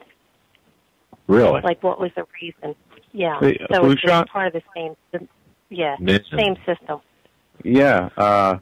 They are on a full-fledged push. Believe it or not, every single. That's one paper that I did not for like 4 years in a row. I had to sign papers about a flu shot. This is the first time I never had to do that at my doctor's office. Huh. So that's interesting. So wow, okay. But if you go to a private doctor, like I found a Christian private doctor, I go to him now. But if you go to these places that are being bought up by conglomerates that I'm sure are somehow connected with the Health and Human Services, they have to go under their regulations. Unless they're receiving money or something, they have all kinds of these crazy things. And it was a group, part of the conglomerate with my daughter, they wanted to know how come I didn't give her that HPV vaccine. And I didn't say anything, but I wanted to say, because I believe they're causing neurological problems. I think those ones the girls up in New York, there was some connection with that, whether that was a piece of the puzzle. But what I'm saying is, I'm 55 years old. I've seen how things used to work, and I never got questioned. How come you didn't give your daughter a flu shot? How come you're not getting one? What's your reason?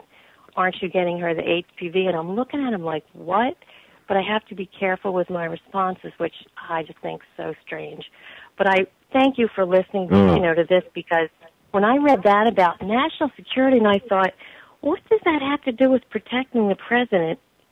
It's like, that language is extremely disturbing to me because, like I said, I did not see that on mine. I read mine very thoroughly. It had Homeland Security applications, but it had nothing about the president. To name the president or a head of state or head of any agency by name, to identify him, or by position, to me tells me that there is a misguided allegiance here, and wow, that's frightening. So I'm looking forward to getting that from you, Pat, and God bless. And certainly when you send it to me, make sure you let me know how you want the attribution to read, or if you want it to remain anonymous. But either way, this information's got to get out to the people so they know. All right, terrific. And yes, I think anonymous. I'll let you know that they said this took effect in October.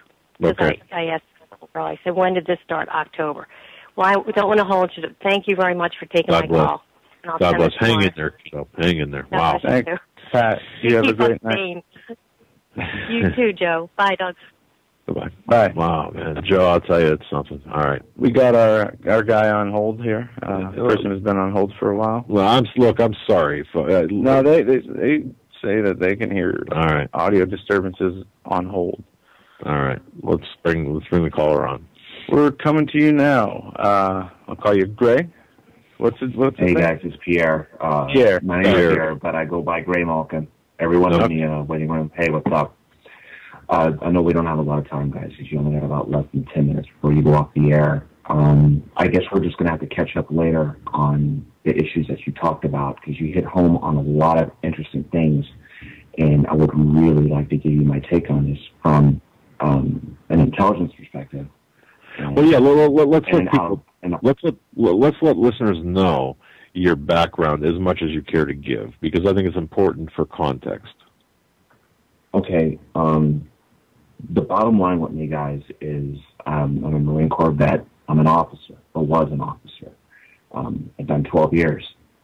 I specialized in the infantry, went all my way up and enlisted to becoming an officer, a Mustang as they call it. It was from the infantry all the way into intelligence. So I have a broad spectrum of things. I'm not no tier 1 operative or spec ops. That's not me. Okay. My thing is more of, I'm the guy that thinks outside the box.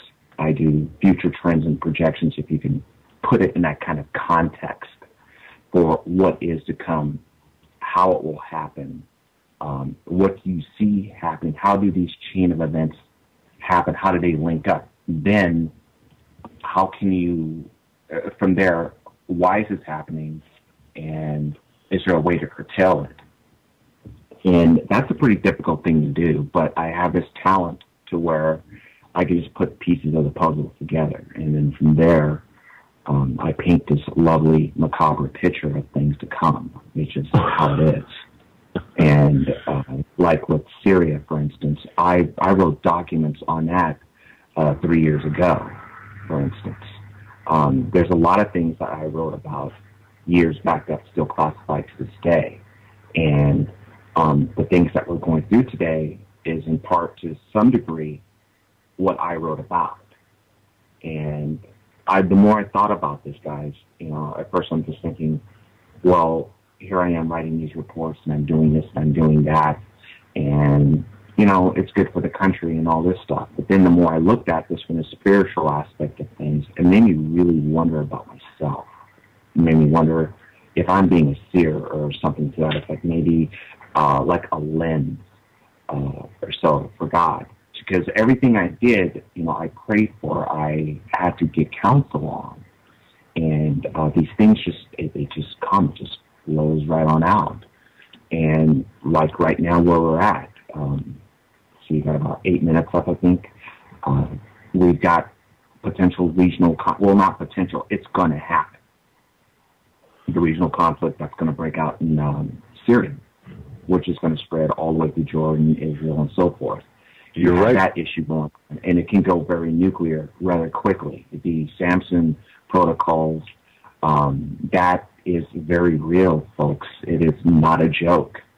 And you can bet your dollars to dimes Netanyahu will get the Mona kicking up out there in the desert, and a nuke will be dropped, either on Syria or Iran. He's not playing around with that. You've got Egypt that is in complete and utter chaos right now. And about the only good thing that's coming out of this is the will of the people are standing up against the tyranny that is through Mohammed Morsi and his Muslim Brotherhood and the Islamists, who, by the way, guys, have decided to say, in a gesture of solidarity with him, we're going to declare jihad against the people of Egypt if you don't stop because he's legitimate. Well, no, he's not. If he was legitimate, he wouldn't be on a run for his life.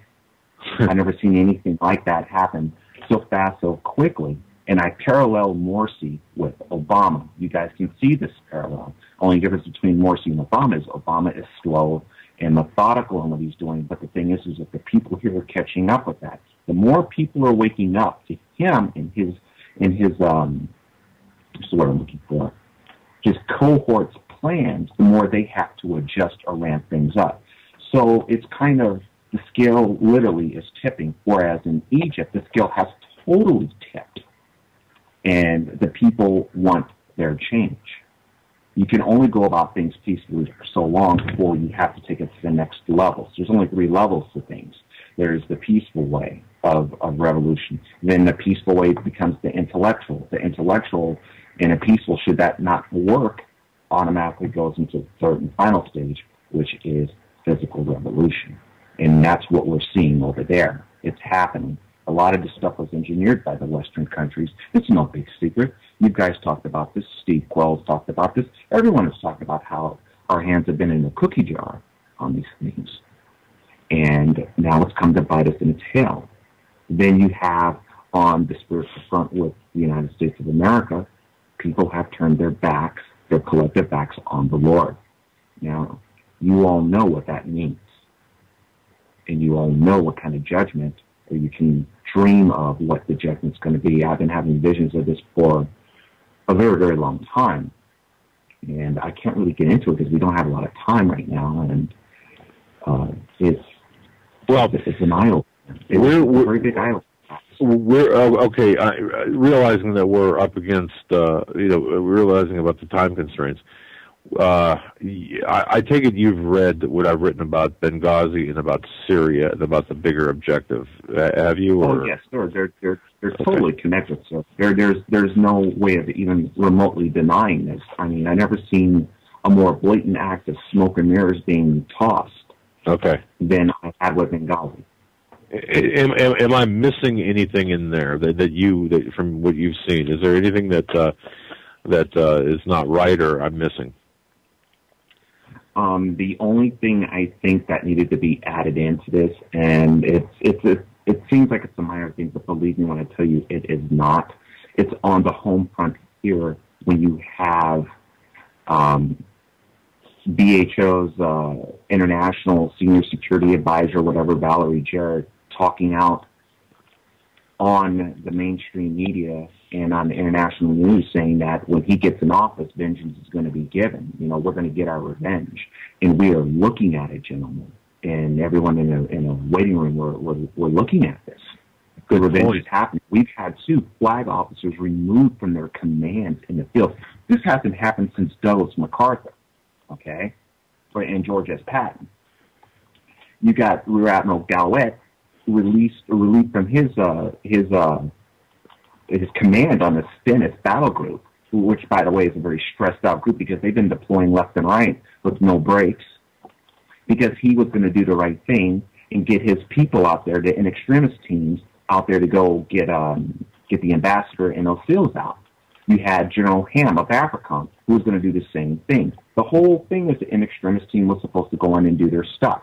These military commanders had the right to do it. They didn't need approval, but since the executive powers wanted it to be like that, they didn't have a choice but to. But that didn't mean that they didn't have the assets in place. By virtue of having those assets in place, condemn them. There is a culling going on within a peaceful or quiet culling of the military flag ranks in the halls of power at the Pentagon and in Capitol Hill, because he is afraid. And when a person like that is afraid, all kinds of stupid stuff can happen. We're witnessing it. The signing of multiple executive orders faster than we can bat an eyelash at. We don't even know what all those EOs are. We don't. And they're going to affect us. The fact that God is being eliminated out of schools, it's just... Yes. It's horrible. It's horrible. I don't have a lot of words for this right now. I will give you my information, and I know everyone here wants to still hear me talk. Yeah. I'm not sure if I can roll in on Thursday because of my work schedule. I do 2 jobs. But I will let you know when we can do this. Send me an email. I want to have you back on from a military perspective, to the extent you can provide information that's not classified. And also, I have your Skype name here. I'll send you a contact request from our show for our Skype. Studio, right? I don't have my computer. I can't use Skype until I get that back. But we can be in touch definitely. But yeah, look, time is short. Let me leave you guys. Yeah, let me leave you guys with this real quick, so you guys can close your show out right. Do the job that you're doing. You do not stop. You plan accordingly. You keep opening up the eyes and ears of everyone out there. And those that will listen will know what you're saying. The day that comes when crap hits the fan and things get cut, you guys move out, you bail, do what you got to do to keep the show going on the air. You guys could potentially be the new voices of America. When France was overrun by the Germans, you had the French resistance running their thing over the air. Don't be too surprised if you two wind up doing the same thing. 90 seconds. Well, thank you so very much, my friend. And we do have plans to stay relevant after the what hits the fan. So STFU, SHT, you know what I mean? Gotcha. It's kind of FUBAR, guys. FUBAR. Very articulate, very, very good. Thank you, my friend. God bless you, and stay safe out there. Joe, we've all right, my friend. We've 60 seconds. Hopefully, we've left you in a little better knowledge position than when you came. And we'd like to thank you for sticking with us, and thank you for your patience with us. And don't forget tomorrow night, 9 p.m. to midnight, Eastern Standard Time with Steve Quayle. Then we'll be back here Thursday and Friday, normal times. God bless you all. We want to thank each and every one of you for listening. We have the greatest audience in the world. We do. And we are so blessed, and each and every day I get reminded more and more how blessed we truly are. Remember, every one of you, your leaders, put on the spiritual armor of God. Go out there, play your zone. God bless. Have a good night.